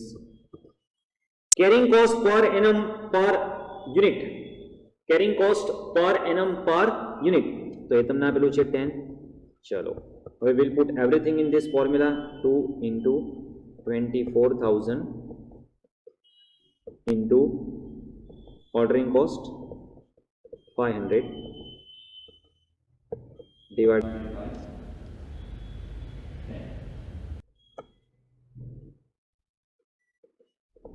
So what is EOQ? What is the amount of EOQ? 2 into 24,000 into 500 divided by 10 and under root 1549. 1549. એટલે આ મેં એઝ્યુમ કર્યું છે ને, એટલે પોઈન્ટમાં આવે છે, નો પ્રોબ્લેમ. 1549 એક્ઝેક્ટ આવે છે કે પોઈન્ટમાં છે? 1549.19. ઓકે, તો 1549 રાખીએ રાઉન્ડ ઓફ, બરાબર છે. હવે આ આવે છે પોઈન્ટમાં, પણ અત્યારે let it be as it is. તો આ જે 1549 છે, હવે તમે જો 1549 નો ઓર્ડર કેલ્ક્યુલેટ કરશો ને, તો એ ઓર્ડર પર કેરિંગ કોસ્ટ અને ઓર્ડરિંગ કોસ્ટ એક્ઝેક્ટલી સેમ થશે. That is what the formula of EOQ, કે જ્યાં ઓર્ડરિંગ કોસ્ટ બી ઓછી થઈ જશે, કેરિંગ કોસ્ટ બી ઓછી થઈ જશે. અને એક વસ્તુ યાદ રાખજો, એટ EOQ ઓર્ડરિંગ કોસ્ટ અને કેરિંગ કોસ્ટ હંમેશા સરખી થશે. Okay, at EOQ. જો આને લોકો એસોસિએટેડ કોસ્ટ બી કહે છે. આને મતલબ કોને?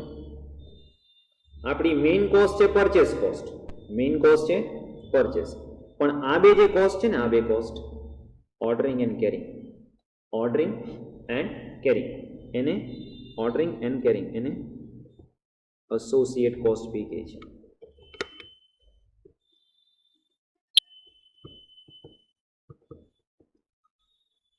associate cost.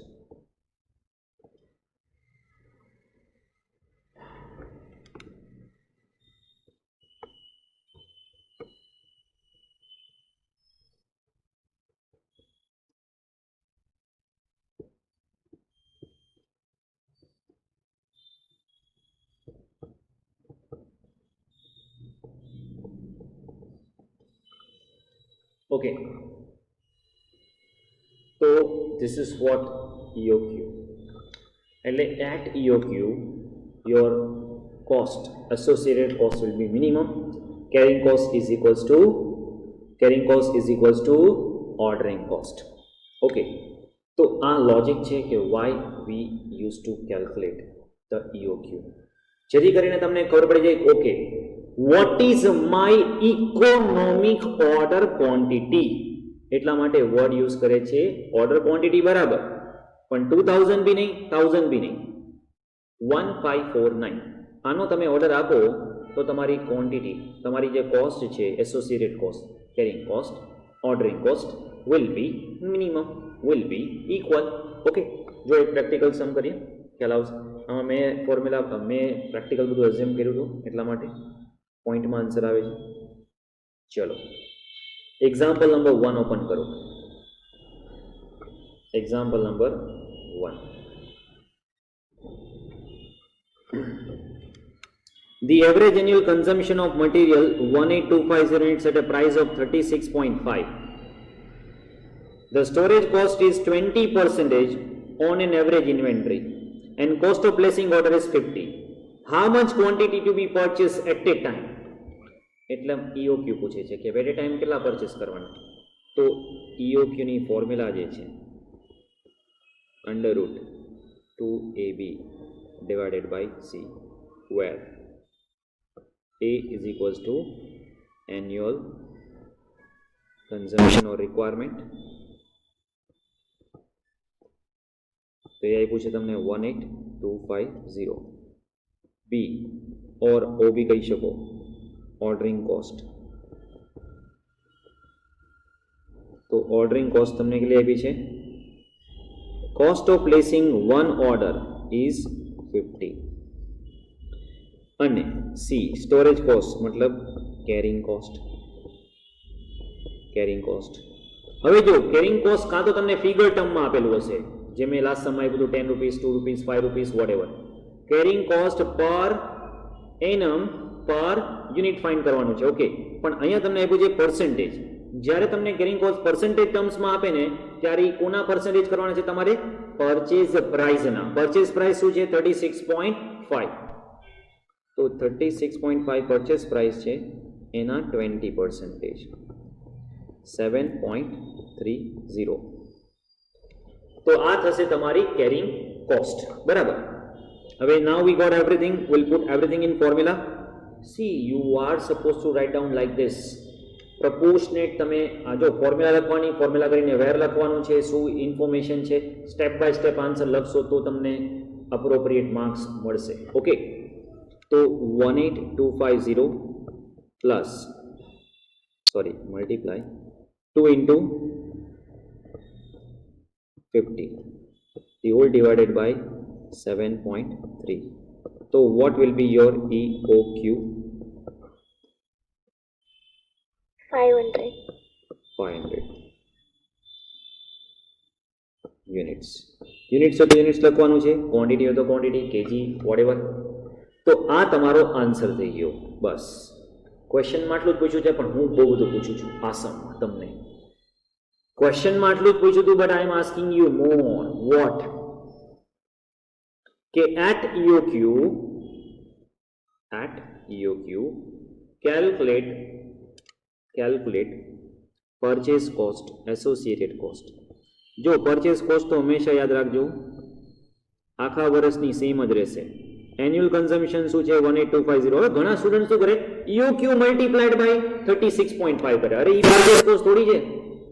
18250 into 36.5 કરવાના છે. annum per annum it will remain same.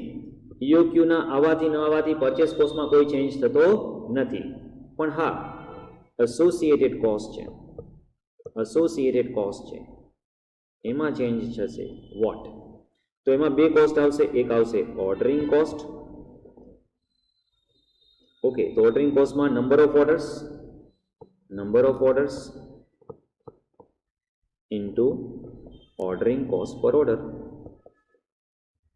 Okay, તો નંબર ઓફ ઓર્ડર્સ કેટલા છે? તો કે એના માટે ફોર્મ્યુલા છે A બાય EOQ અથવા Q ઇન્ટુ 50. તો એન્યુઅલ રિક્વાયરમેન્ટ છે 18250 ડિવાઇડેડ બાય 500 ઇન્ટુ 50. તો ઓર્ડરિંગ કોસ્ટ થશે 1825. Is it? હા. એસોસિએટેડ કોસ્ટમાં બે કોસ્ટ આવશે. એક આવશે ordering cost, another one is carrying cost. Ordering cost, another one is carrying cost. આ સમજાણું બધાને? ચલો હવે આપણે ફાઇન્ડ આઉટ કરીએ carrying cost. So when you find out carrying cost, formula will be quantity order અથવા અહીંયા ઈઓક્યુ છે તો ઈઓક્યુ, બરાબર છે. આઈધર ઓર કોઈ બી વર્ડ યુઝ કરી શકો તમે. ક્વોન્ટિટી ઓર્ડર કરો તો ક્વોન્ટિટી, અહીંયા ઈઓક્યુ ઓર્ડર કરજો ઈઓક્યુ, ઈઓક્યુ ઇન્ટુ હાફ ઇન્ટુ સી, બરાબર. તો ઈઓક્યુ છે 500 ઇન્ટુ હાફ ઇન્ટુ સી 7.3. કેટલું થવું જોઈએ? એટ ઈઓક્યુ તો બે સેમ જ થશે. Yes yes, check this. At EOQ carrying cost અને ઓર્ડરિંગ કોસ્ટ હંમેશા સેમ થશે. તો what will be your total cost? તો જો પરચેસ કોસ્ટ આવી ઉપર કેટલી? How much? Give me the amount of purchase cost. 66125. 66125 plus ordering cost 1825 plus carrying cost 1825. So this will be your total cost.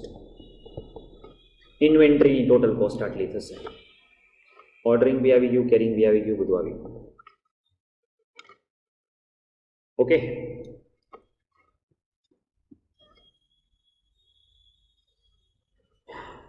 Clear છે?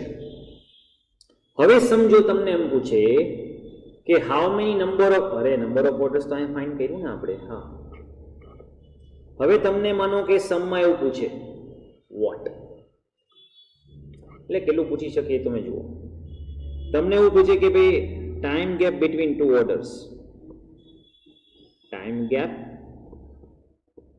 Between two orders, મતલબ કે બે order વચ્ચે ટાઈમ ગેપ કેટલો છે. ઓકે, પહેલા આપણે નંબર ઓફ ઓર્ડર્સ ફાઇન્ડ કરવા પડે. ફાઇન્ડ તો કરેલા જ છે પણ અલગથી પાછા ફાઇન્ડ કરીએ, not an issue. A divided by EOQ, okay, અથવા ક્યુ. ક્વોન્ટિટી ઓર્ડર કરો કે ઈઓક્યુ કરો, બરાબર છે. તો એન્યુઅલ કન્ઝમ્પશન છે 18250 ડિવાઇડેડ બાય 500. કેટલું આવતું હતું? પોઈન્ટમાં હોય તો પોઈન્ટમાં રાખજો order, let it be 36.5. 36.5 orders. હવે આપણે એમ કે અડધો ઓર્ડર કેમ થાય? આપણે અહીંયા એવું કન્સિડર કરીએ છીએ કે ઓર્ડરિંગ કોસ્ટ જેટલી છે, માનો કે આમાં ઓર્ડરિંગ કોસ્ટ છે 50, તો અડધા ઓર્ડરની 25 રૂપિયા કોસ્ટ થશે, 25. Okay, proportionate. તો time gap between two orders is equals to number of days divided by number of orders. Number of days in a year 365 અને નંબર ઓફ ઓર્ડર્સ 36.5.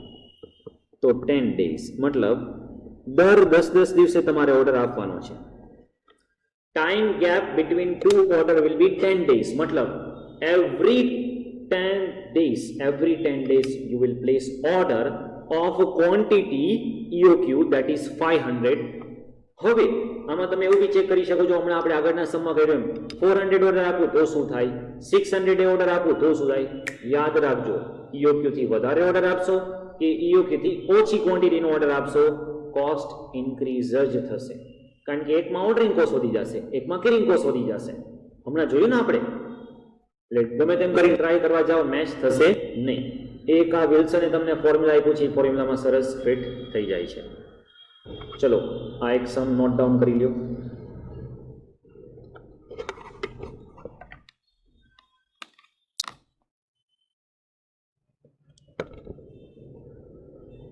તમને ટાઈમ આપું છું 5 મિનિટ્સનો, નોટ ડાઉન કરી લ્યો. ચલો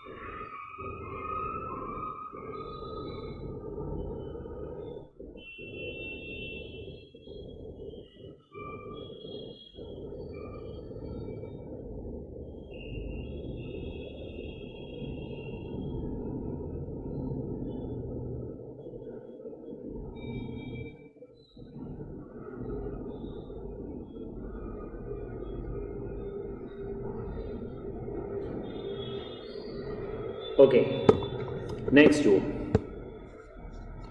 example number 2.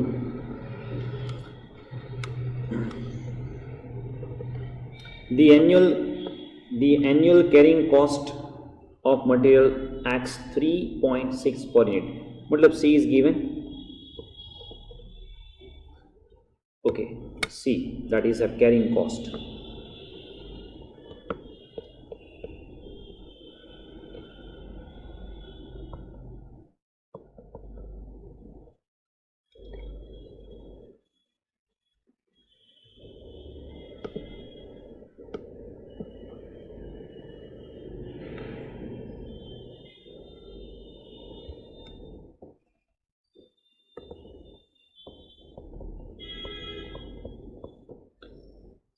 $3.60 per annum per unit carrying cost, બરાબર. And total carrying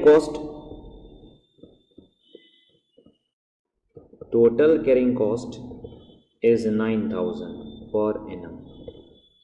What will be EOQ? carrying cost ની formula શું છે? જો ઉપર આપણે ત્રણ ફોર્મ્યુલા કરી, EOQ √2AB divided by C, where A is equals to annual consumption, annual requirement. B is ordering cost. C is carrying cost. How to find out ordering cost? Ordering cost is equals to number of order into cost per order. Number of order કઈ રીતે મળશે? Annual requirement or annual consumption divided by quantity ordered or EOQ, બરાબર. અને carrying cost is equals to quantity ordered or EOQ ordered into half into C. So total carrying cost is equals to 9,000 is equals to EOQ into half into C. તો EOQ કેટલું છે? એ તો find કરવાનું છે.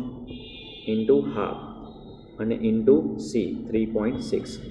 ચલો આને simplify કરો તો 9,000 ઇન્ટુ EOQ ઇન્ટુ 1.8. તો EOQ is equals to 9,000 upon 1.8.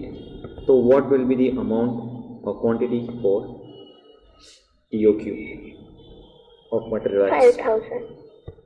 तो 5,000 will be quantity. चलो नोट डाउन कर लियो, बहुत सिंपल सम હતો.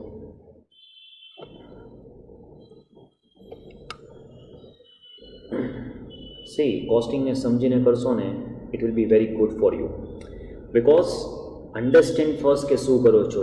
Just do not mug up the formula. Okay,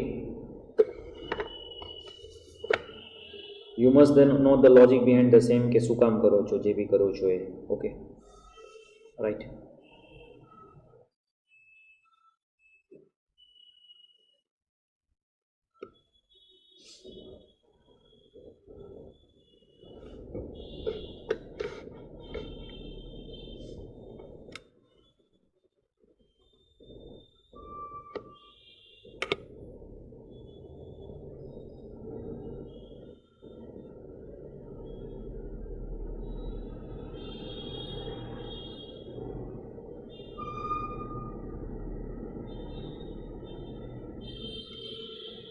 Next જુઓ, example 3.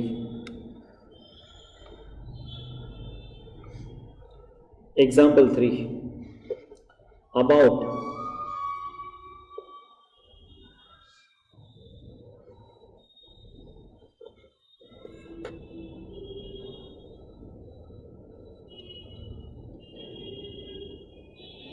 હું ઇન બિટવીન જેટલો ટાઈમ આપું છું એટલા ટાઈમમાં તમારે સપોઝ ન લખાય તો યુ કેન પોઝ, બરાબર છે. You can pause the video, write down the same and then you can continue. About 50 items are required for a machine per day. Per day આપણે એ શું જોતું હતું? પર annum. Okay, fix cost 50 per order and inventory carrying cost per item is 0.02 per day. અહીં actually per day આપીને confuse કર્યું છે, અને આપણે પહેલાં એનમમાં કન્વર્ટ કરવું પડશે. Lead period is 32 days. શું છે સમજાવું.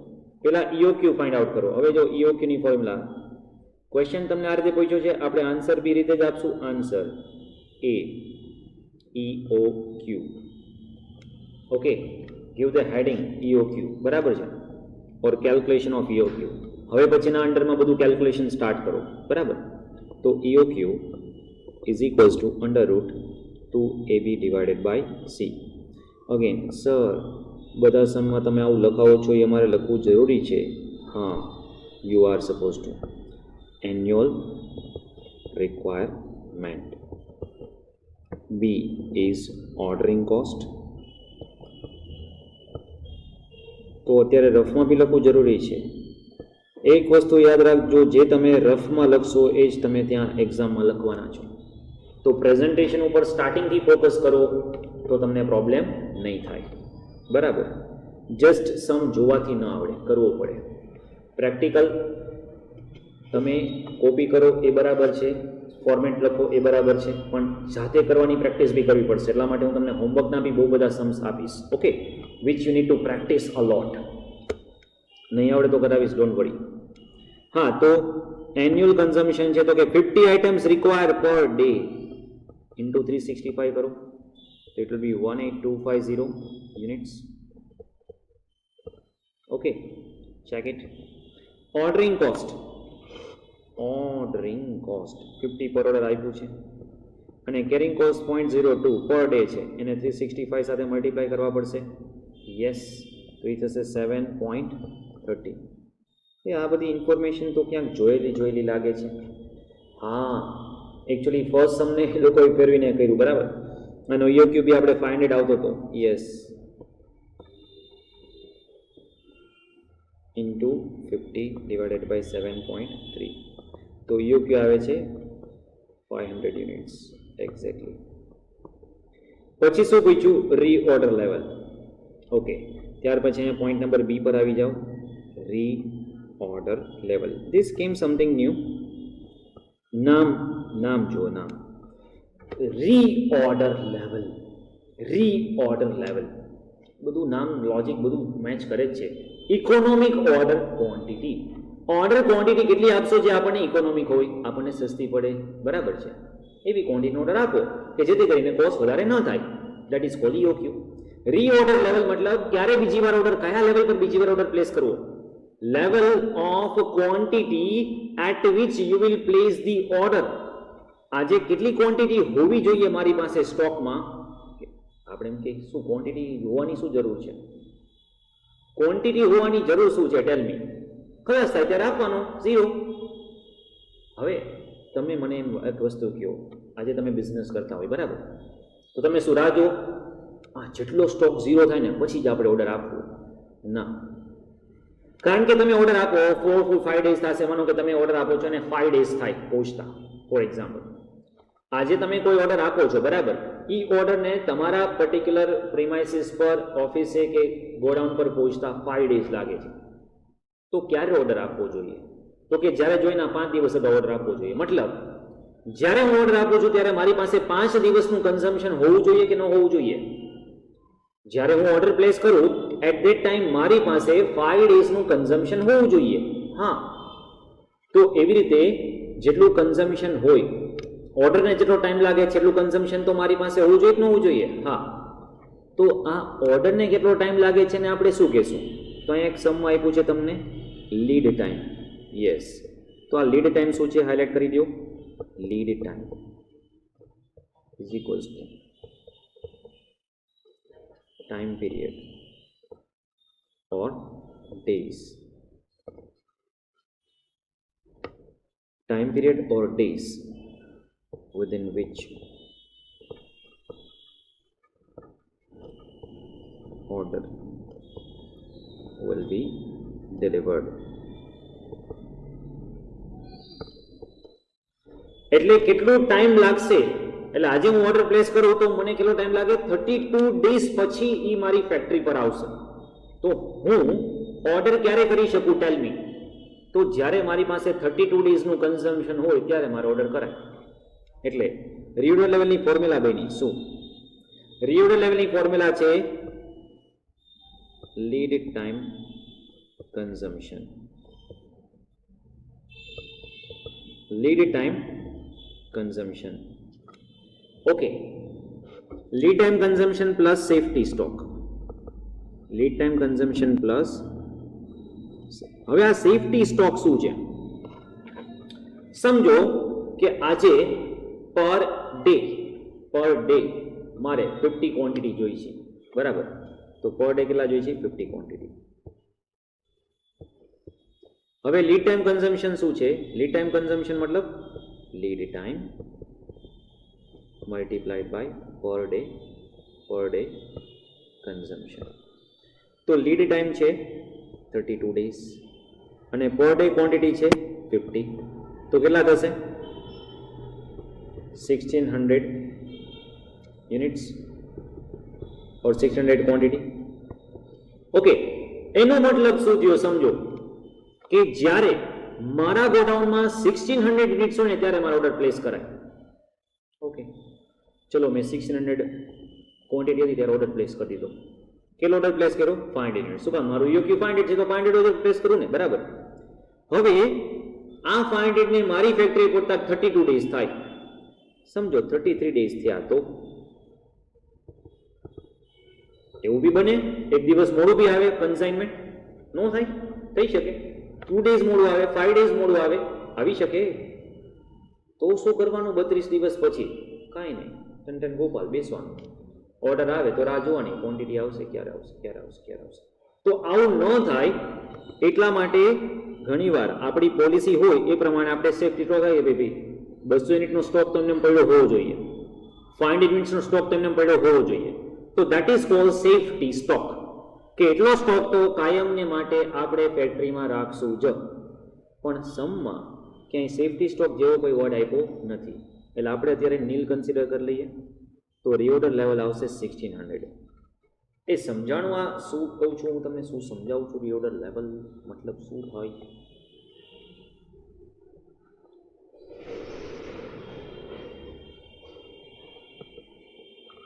તો તમને point number A EOQ, point number B reorder level, point number C number of orders per year.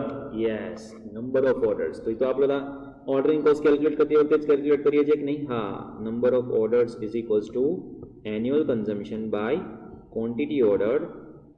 તો એન્યુઅલ કન્ઝમ્પશન છે 18250, quantity order 500, number of order 36.5. Actually first સમમાં આપણે આ બધું કેલ્ક્યુલેટ કરેલું છે, રિપીટ થાય છે, વાંધો નહીં, નો પ્રોબ્લેમ. ત્યાર પછી પોઈન્ટ નંબર ડી. એ જો ખાસ A, B, C, D, highlight answer, highlight the question. હજી બી આના કરતાં બી સારું પ્રેઝન્ટેશન કરો, એવું મિક્સ ન લાગવું જોઈએ. A, B, C, D, E અલગ ડ્રો કરો, સરખું એવું પ્રેઝન્ટ થવું જોઈએ કે ના જે ક્વેશ્ચન પૂછ્યા 10 માર્કમાં આ ક્વેશ્ચન પૂછે બધાના 2 માર્ક્સ હોય તો પ્રેઝન્ટ થવું જોઈએ કે ના એના 2 માર્ક્સ, બીના 2 માર્ક્સ, સીના 2 માર્ક્સ બરાબર છે, પરફેક્ટ લખે છે. માર્ક્સ કટ કરવાની કોઈ શક્યતા જ ન રહે. ટાઈમ ગેપ બિટવીન 2 પરચેસીસ ઓર 2 ઓર્ડર, એ બી આપણે ફાઇન્ડ કર્યું હતું. time gap between 2 orders. So 365 divided by number of orders. So 10 days no gap. થશે. E લાસ્ટ માં શું કીધું? associated cost. associated cost मतलब carrying cost plus ordering cost. अरे આપણે ઉપર ફાઇન્ડ આઉટ કરી દિયા 1825 સેમ સમ છે તો 3650. પણ તમે એમ કહો ના જો ખાલી at EOQ only, okay, at EOQ only આ ફોર્મ્યુલા એપ્લિકેબલ થશે. એટ EOQ ઓનલી હું તમને આજે ફોર્મ્યુલા લખાવું છું, એસોસિએટેડ કોસ્ટ ની એપ્લિકેબલ થશે, બધામાં એપ્લિકેબલ નહીં થાય. અધરવાઇઝ તમારે આ રીતે જ કેલ્ક્યુલેટ કરવાનું છે, પણ તમારે શોર્ટકટ જોઈ છે. We want a shortcut.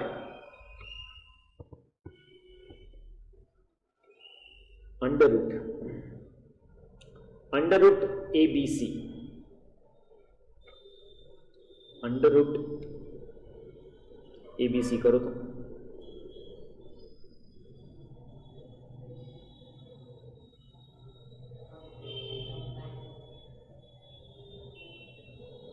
જો અહીંયા ફોર્મ્યુલા લખી છે અંડર રૂટ 2ABC.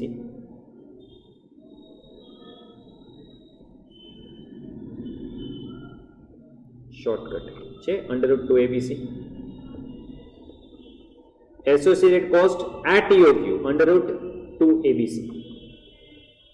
ચલો √2 ABC કરો તો 3650 આવવા જોઈએ.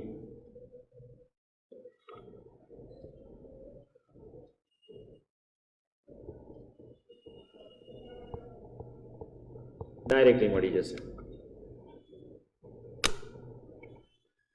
સમજણ? So this is how you are supposed to solve this kind of sum. Okay. ચલો નોટ ડાઉન કરી લ્યો.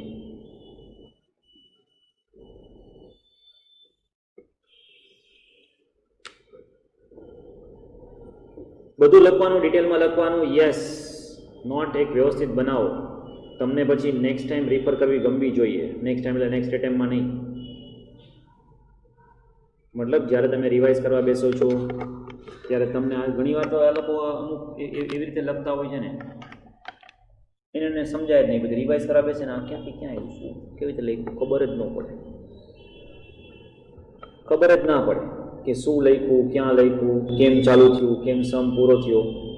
પછી પોતે ને પોતે પૂછે આ કેવી રીતે આવ્યું. અરે તો બાજુમાં લખેલું ને કેવી રીતે આવે છે, શું કેલ્ક્યુલેટ થાવ છે. એટલે આ તમે બધું વ્યવસ્થિત લખતા જશો તો પ્રોબ્લેમ થશે નહીં.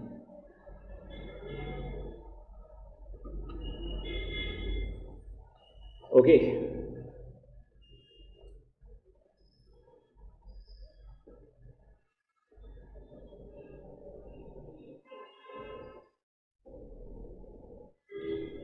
ચલો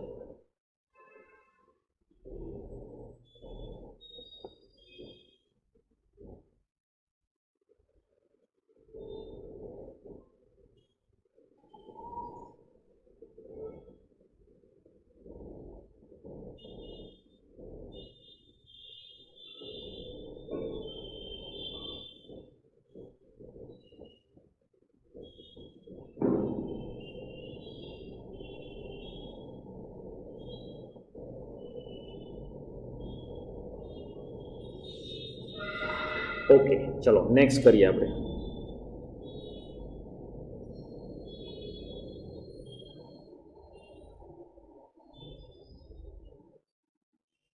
એક્ઝામ્પલ 4. જો તમને બી હું સમ કરવા આપીશ, નોટ વરી. એક્ઝામ્પલ 4 પહેલાં સમજી લ્યો શાંતિથી, બરાબર છે? આ કન્સેપ્ટને શાંતિથી એકદમ ગળે ઉતારી લ્યો. EOQ શું છે, કેરિંગ કોસ્ટ શું છે, ઓર્ડરિંગ કોસ્ટ શું છે. Okay, how we are supposed to calculate associated cost, number of orders, time gap between two orders and all. Example 4. PQR Limited produces a product which has a monthly demand of 52,000 units. Monthly demand. Producing a product. Okay. The product requires component X which is purchased at 15. For every finished product, 2 units of component X are required. Ordering cost 350, carrying cost 12%. હવે આ જે છે એ તમે ખાસ highlight કરીને રાખજો. આ જે 52,000 અને આ 2 યુનિટ્સની જે હું વાત કરું છું એ ખાસ સમજજો.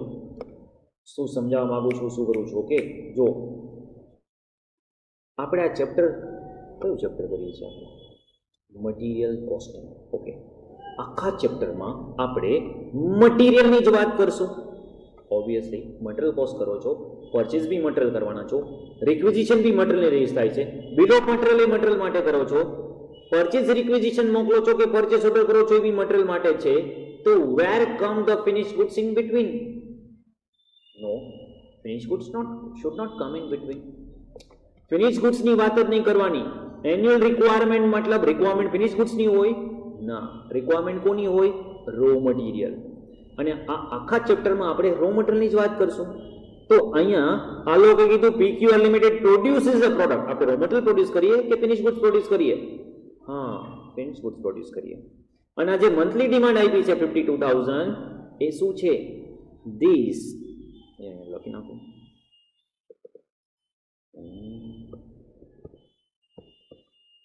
This is finished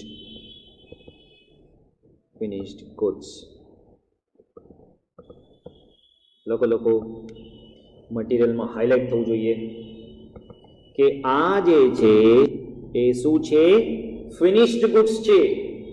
ઓકે, નકર ઘણી વાર શું છે, તમે અહીંયાથી સ્ટાર્ટિંગથી સમ કરો 52,000 into 12 એન્યુઅલ રિક્વાયરમેન્ટ. અરે ભાઈ, આ ફિનિશ્ડ ગુડ્સ છે, ક્યાં એન્યુઅલ રિક્વાયરમેન્ટની વાત કરો છો તમે?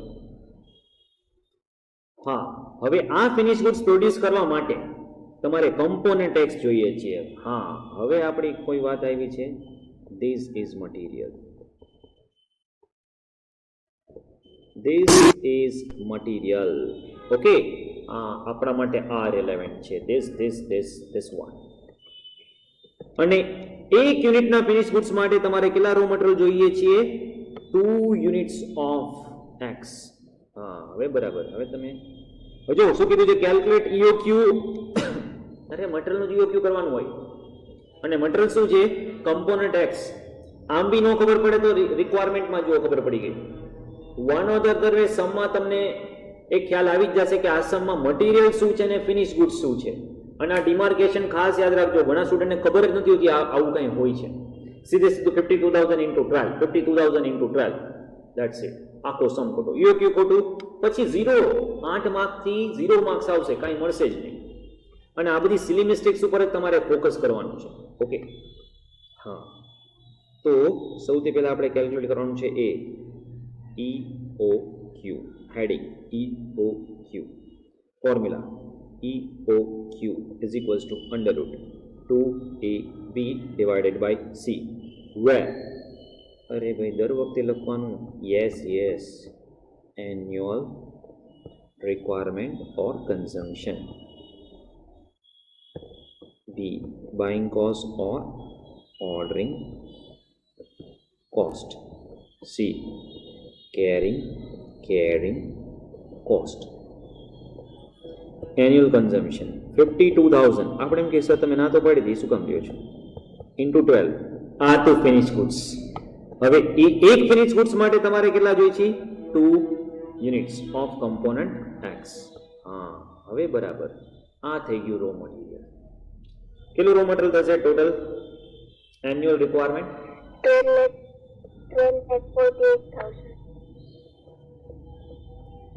12,48,000. Ordering cost. So what is ordering cost? 350 per order. What is a carrying cost? 12%. હા, પર્સન્ટેજ આપ્યો ત્યારે કોનું કરવાનું? તો કે જે કમ્પોનન્ટ એક્સ ની જે કોસ્ટ છે 15, એના 12%, 1.8. બસ આ ત્રણ વસ્તુ મળી ગઈ. તો હવે આપણે પાછું બધું EOQ ની ફોર્મ્યુલામાં મૂકી દઈએ. EOQ is equals to under root 2 multiplied by annual. અહીંયા જ લોચા મારી દે, 1248 આવે જ નહીં, કેમ કે સર 1248 તો આવતા નથી. What will be the EOQ?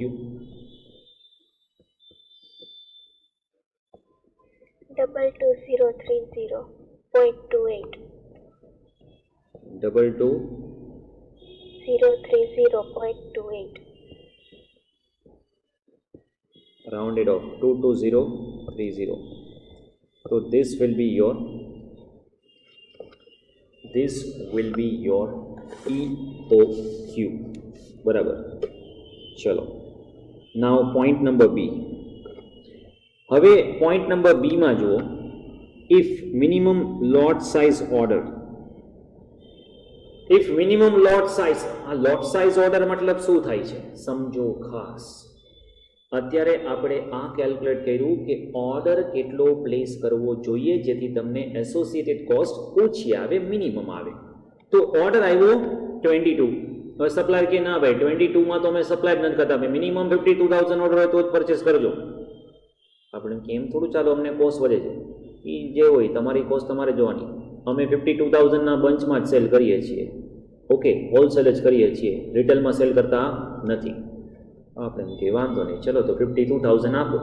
તો હવે આ લોકો એ જાણવા માંગે છે કે જો સપ્લાયર એમ કે મિનિમમ 52 પરચેસ કરવા જ પડશે, તો we don't have any other choice, 52 purchase કરો. તો આ 52 પરચેસ કરો જો, એના કારણે તમારી કોસ્ટ કેટલી વધી જશે? વધશે. મેં તમને પહેલા બી કીધું હતું, EOQ થી થોડુંક બી તમે વધારે ઓર્ડર આપો કે ઓછી ઓર્ડર આપો, EOQ થી તમે ક્વોન્ટિટી ઓર્ડર ચેન્જ કરો ને તમારી કોસ્ટ વધવાની ફોર શ્યોર. તો આ લોકો એવું પૂછે છે તો એક્સ્ટ્રા કોસ્ટ કેટલી થાય? તો આપણે શું કરવું પડે? 22030 EOQ 22030 EOQ જે છે ત્યારે એસોસિએટેડ કોસ્ટ કેટલી થાય અને 52000 એ એસોસિએટેડ કોસ્ટ કેટલી થાય? આપણે એમ કે પરચેસ કોસ્ટ તો 1248 પર એનમ સેમ જ રહેશે, બરાબર છે. તો at EOQ અને at 52,000 quantity ordered. ચલો હવે આ બંનેની આપણે એસોસિએટેડ કોસ્ટ કેલ્ક્યુલેટ કરશું, બરાબર છે. સૌથી પહેલા કેલ્ક્યુલેટ કરશું ઓર્ડરિંગ કોસ્ટ.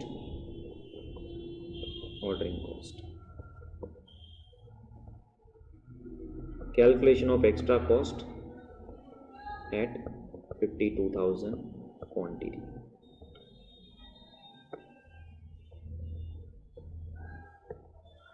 चलो ऑर्डरिंग कॉस्ट ની formula number of orders multiplied by ordering cost. How to get the number of orders? A divided by annual consumption 1248 divided by quantity ordered 22030 into ordering cost 350. Over here 1248,000 divided by 52,000 into 350. ચલો મને ordering cost આપો at EOQ અને at 52,000 quantity. Ordering cost 19827. 19827 પોઈન્ટમાં છે એટલે થોડોક here and there એકાદ રૂપીસનું minor difference આવશે, બરાબર. અને આમાં 8400. 8400. હવે આપણે સેકન્ડ કોસ્ટ કરીએ કેરિંગ કોસ્ટ. કેરિંગ કોસ્ટની ફોર્મ્યુલા તો quantity or EOQ ordered multiplied by half multiplied by C. તો કેટલી ક્વોન્ટિટીનો ઓર્ડર આપે છે EOQ માં? 22030. ઓકે, 22030 into half into C. C કેટલું છે? 1.8. and over here 52,000 into half into 1.8. ચલો કેરિંગ કોસ્ટ આપો મને. આમાં તો સેમ જ રહેશે 1287. 0.5 તો આમાં બી 0.5 આવવું જોઈએ બીકોઝ અહીંયા પોઈન્ટમાં છે ને એટલે એ થોડુંક ડિફરન્સ રહેશે, બરાબર છે. એ તો ઓકે છે, 0.5 માં બહુ ડિફરન્સ નથી થતો. હા, અહીંયા જુઓ at EOQ તો ઓર્ડરિંગ કોસ્ટ ને કેરિંગ કોસ્ટ સરખા જ થશે. ઓકે, ચલો. અને 52,000 માં 46800. સોરી 46800. 46800. ચલો મને ટોટલ કોસ્ટ આપો કેટલી થઈ છે? સોરી એસોસિએટેડ કોસ્ટ બંનેમાં.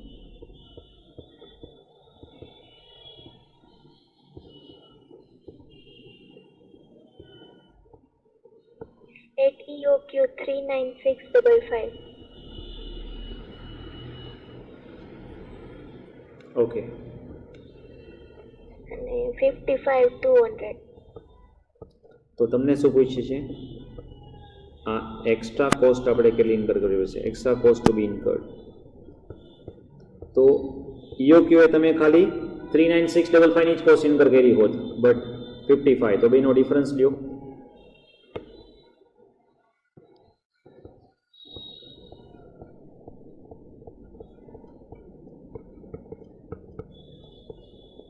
Extra cost 15545. તો this is your answer number 2, extra cost. અને સી માં શું પૂછ્યું છે? What is a minimum cost carrying cost. તો મિનિમમ કેરિંગ કોસ્ટ તો એટ EOQ જ આવશે. મિનિમમ કેરિંગ કોસ્ટ તો હંમેશા મિનિમમ કોસ્ટ ક્યારે આવે? એટ EOQ. તો એટ EOQ કેરિંગ કોસ્ટ કેટલી છે? 19827.5. That's it. સમજાણું? ક્લિયર છે? This is how we are suppose to calculate જ્યારે તમને અલગ અલગ ક્વોન્ટિટી આપી હોય ત્યારે EOQ કરતાં અલગ. ચલો નોટ ડાઉન કરી લો. પણ આ ખાસ યાદ રાખજો, મટીરિયલ શું છે, ફિનિશ ગુડ શું છે. ઓકે છે, નોટ ઓકે છે, બરાબર? ચલો નોટ ડાઉન કરી લો.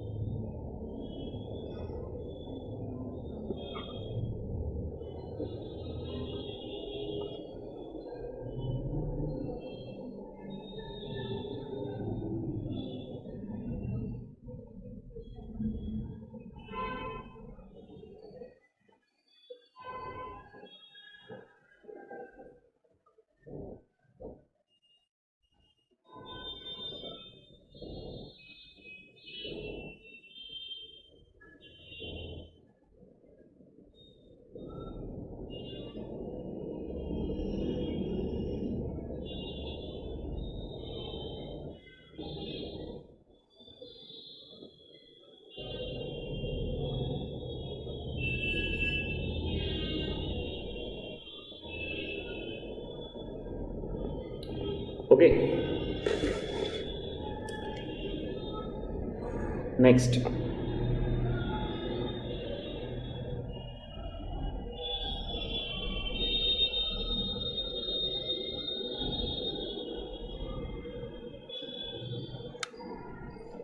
ચલો નેક્સ્ટ અમને શાંતિથી જુઓ અને મને ફર્સ્ટ 2 પોઈન્ટ્સ કેલ્ક્યુલેટ કરીને આપો.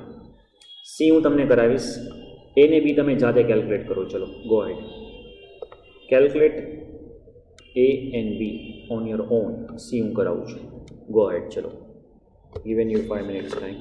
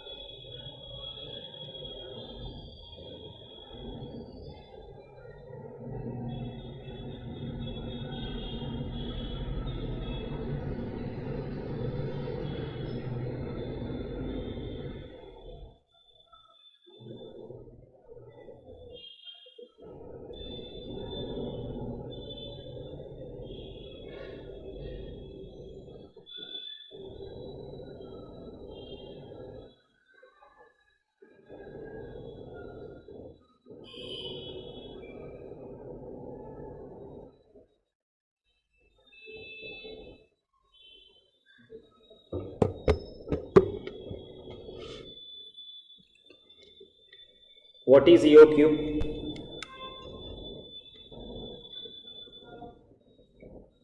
$4,000. 4,000 rims. And reorder level? 4,800. Exactly. જો once again સમજાતું કહેતા આવે છે અહીંયા 72,000 rims આપ્યા છે, that is annual consumption. If you put that in EOQ, that is under root 72 into 72,000 rims into ordering cost per order 500 અને carrying cost 5% છે, પણ 5% કોના કરવાના છે? તો 90 ના 5%. So this is how we will get EOQ, and that is 4,000. Now reorder level. તો reorder level મેં તમને સમજાવ્યું હતું. reorder level is a level at which lead time consumption plus safety stock. safety stock આમાં નીલ છે. lead time consumption મતલબ તો lead time તમને આપ્યો છે 20 days અને પર ડે નું કન્ઝમ્પશન તો કે એનમ નું આપ્યું છે 72, પર ડે નથી આપ્યું. ઓકે, તો આ એનમ ના કન્ઝમ્પશન ને હું 300 થી ડિવાઈડ કરું વર્કિંગ ડેઝ થી તો મને પર ડે મળી જાય. એટલે આ 20 ડેઝ નું કન્ઝમ્પશન અને સેફટી સ્ટોક છે નીલ. તો this is how it will be your 4800. મતલબ જ્યારે લેવલ 4800 યુનિટ્સ થશે ત્યારે તમારે 4000 rims નો ઓર્ડર આપવાનો. ચલો, આ બે પોઈન્ટ તો અત્યાર સુધીમાં ક્લિયર થઈ જ જવા જોઈએ, બરાબર. હવે પોઈન્ટ નંબર સી માં શું લખ્યું છે? If 1% discount is offered by supplier for purchase of 18,000 rims. હા, હવે જો ડિસ્કાઉન્ટ આવે ને તો ડિસ્કાઉન્ટ પરચેસ પ્રાઇસ ઉપર હોય. અત્યાર સુધીમાં આપણે પરચેસ કોસ્ટને ક્યાંય ધ્યાનમાં નહોતા લેતા. વાય? શું કામ આપણે પરચેસ કોસ્ટને કન્સિડર કરતા નહોતા? બીકોઝ જે કોસ્ટ બંને ઓપ્શનમાં સેમ રહે ને, that cost is not relevant for the purpose of decision making. But હવે ચેન્જ થશે purchase cost. At EOQ purchase cost total amount આપશે, but 18,000 rims for 1% discount will come. તો એ જે 1% ડિસ્કાઉન્ટ છે એ તમારે ખાસ અહીંયા ધ્યાન રાખવાનું છે. ચલો, તો આપણે હમણાં આગળ કર્યું રીતે જ at EOQ અને at 18,000 rims. પણ આગળ આપણે જે કમ્પેરિઝન કર્યું હતું that was associated cost. Now we are going to have a total cost. Okay, તો total cost માં સૌથી પહેલા આવશે purchase cost. Again મેં તમને પહેલા બી કીધું છે rims છે 4000 rims. Again મેં તમને પહેલા બી કીધું છે કે તમે આ કોમન મિસ્ટેક કરો છો. purchase cost હંમેશા annum wise કેલ્ક્યુલેટ થાય અને જે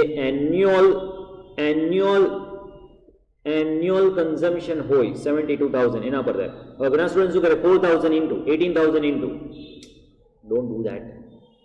72,000 ઇન્ટુ એટલે annual consumption multiplied by cost per unit. તો annual consumption multiplied by cost per unit, that is 90. તો EOQ માં કેટલું આવશે? Purchase price 64,80,000. 64,80,000. Now in case of હવે જો અહીંયા શું છે?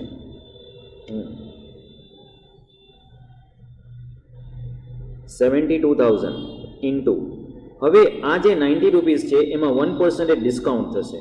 તો can we C that price will be 89.10. હા, પ્રાઇસ થઈ જશે 89.10. મલ્ટીપ્લાય કરો કેટલા થાય છે પરચેસ કોસ્ટ. તો હિયર પરચેસ કોસ્ટ ચેન્જ થાય છે 64,15,200. 15,000. ઓકે, હવે આપણે જે કરતા હતા ઓર્ડરિંગ કોસ્ટ કેરિંગ કોસ્ટ એ આવશે ordering cost. Number of orders કેવી રીતે મળશે? A divided by Q multiplied by ordering cost.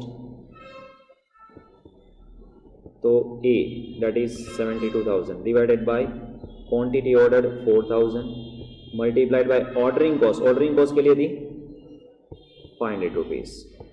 72,000 divided by quantity ordered 18,000 into 500 rupees. चलो, so what will be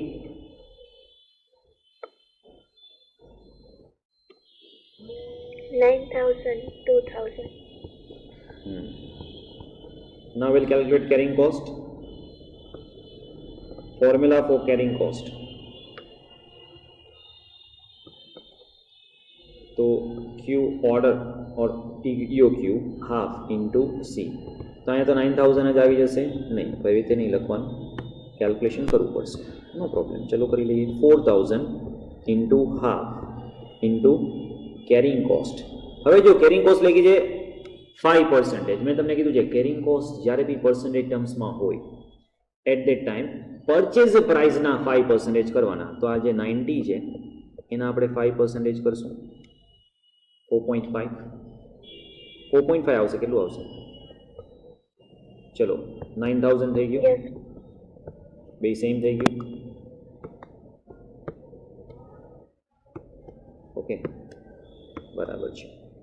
હવે અહીંયા તમે ખાસ ધ્યાન રાખજો. ઓકે, ઓર્ડર સાઇઝ છે 18,000 ઇન્ટુ હાફ. હવે આ જે છે સ્ટાર કોના માટે કર્યું છે મેં? ઇન્ટુ 4.5 નહીં કરવાનું. અહીંયા સ્ટુડન્ટ મિસ્ટેક કરે છે, 4.5 લાગે છે. શું કામ? તો કે સી તો 4.5 હતું ને? ના, સી 4.5 નહોતું, સી હતું 5%. અને 90 ના 5% કર્યા હતા.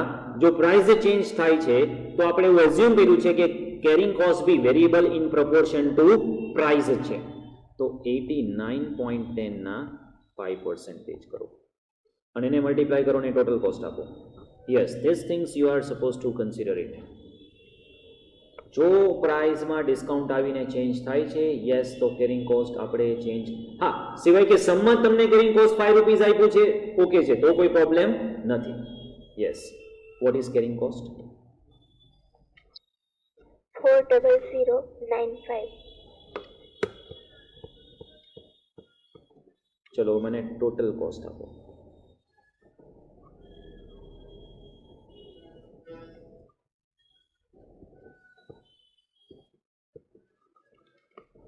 $64,98,000. 64,98,000.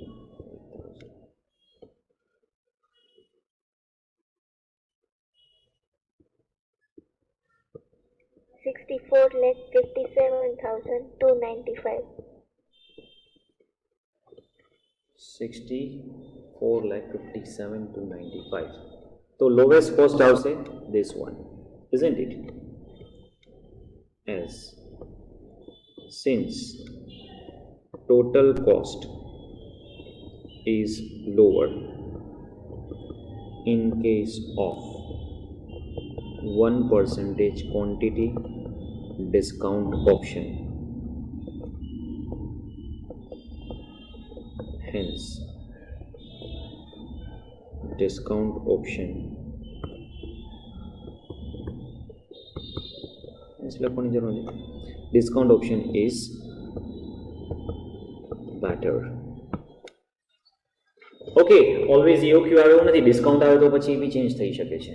તો this is how we will compare the discount option with this option. Okay, બરાબર છે? ચલો નોટ ડાઉન કરી દો. સો અહીંયા શું કર્યું છે આપણે? જ્યારે બી તમને ડિસ્કાઉન્ટ આપે ત્યારે સૌથી પહેલાં EOQ ફાઇન્ડ આઉટ કરો, EOQ પર ટોટલ કોસ્ટ ફાઇન્ડ આઉટ કરો, ડિસ્કાઉન્ટ પર ટોટલ કોસ્ટ ફાઇન્ડ આઉટ કરો, અને જેની ટોટલ કોસ્ટ ઓછી આવે will go for that option. અત્યાર સુધીમાં આપણે બધે એસોસિએટેડ કોસ્ટ કમ્પેર કરતા હતા, પણ આમાં હવે એસોસિએટેડ કોસ્ટ કમ્પેર કરવાની જરૂર નથી, આપણે ટોટલ કોસ્ટ કમ્પેર કરવી પડશે, બીકોઝ પરચેસ પ્રાઇસ ચેન્જ થાય છે બીકોઝ ઓફ ડિસ્કાઉન્ટ ઓપ્શન.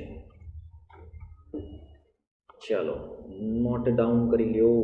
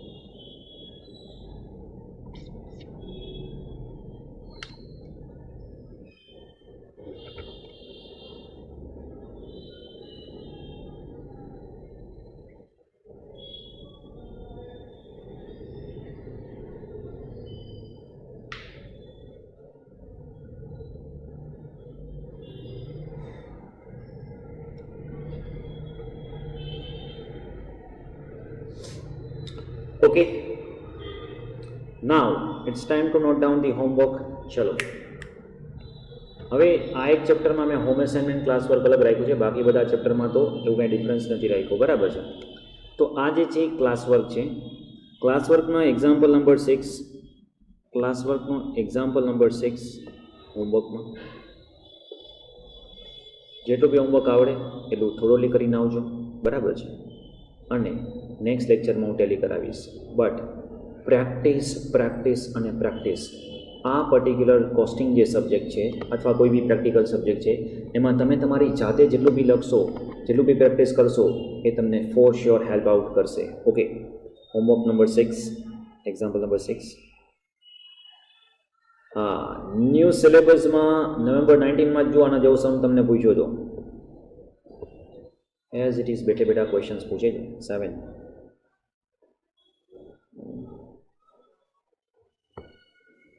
8. તો આ 3 ક્વેશ્ચન જે છે એ હું તમને ક્લાસ વર્કમાંથી આપું છું. હવે આગળ તમે ઓપન કરશો, ઓકે, હોમ અસાઇનમેન્ટ આવશે. પેજ નંબર નહીં કહું કારણ કે પેજ નંબર આમાં અલગ છે, તમારા મટરમાં અલગ હશે કારણ કે આમાં મેં સ્પેસ છોડીને લખ્યું છે. તો હોમ અસાઇનમેન્ટ ઓપન કરજો. હોમ અસાઇનમેન્ટના ફર્સ્ટ 5 ક્વેશ્ચન્સ થઈ જશે. Home અસાઇનમેન્ટના question 5.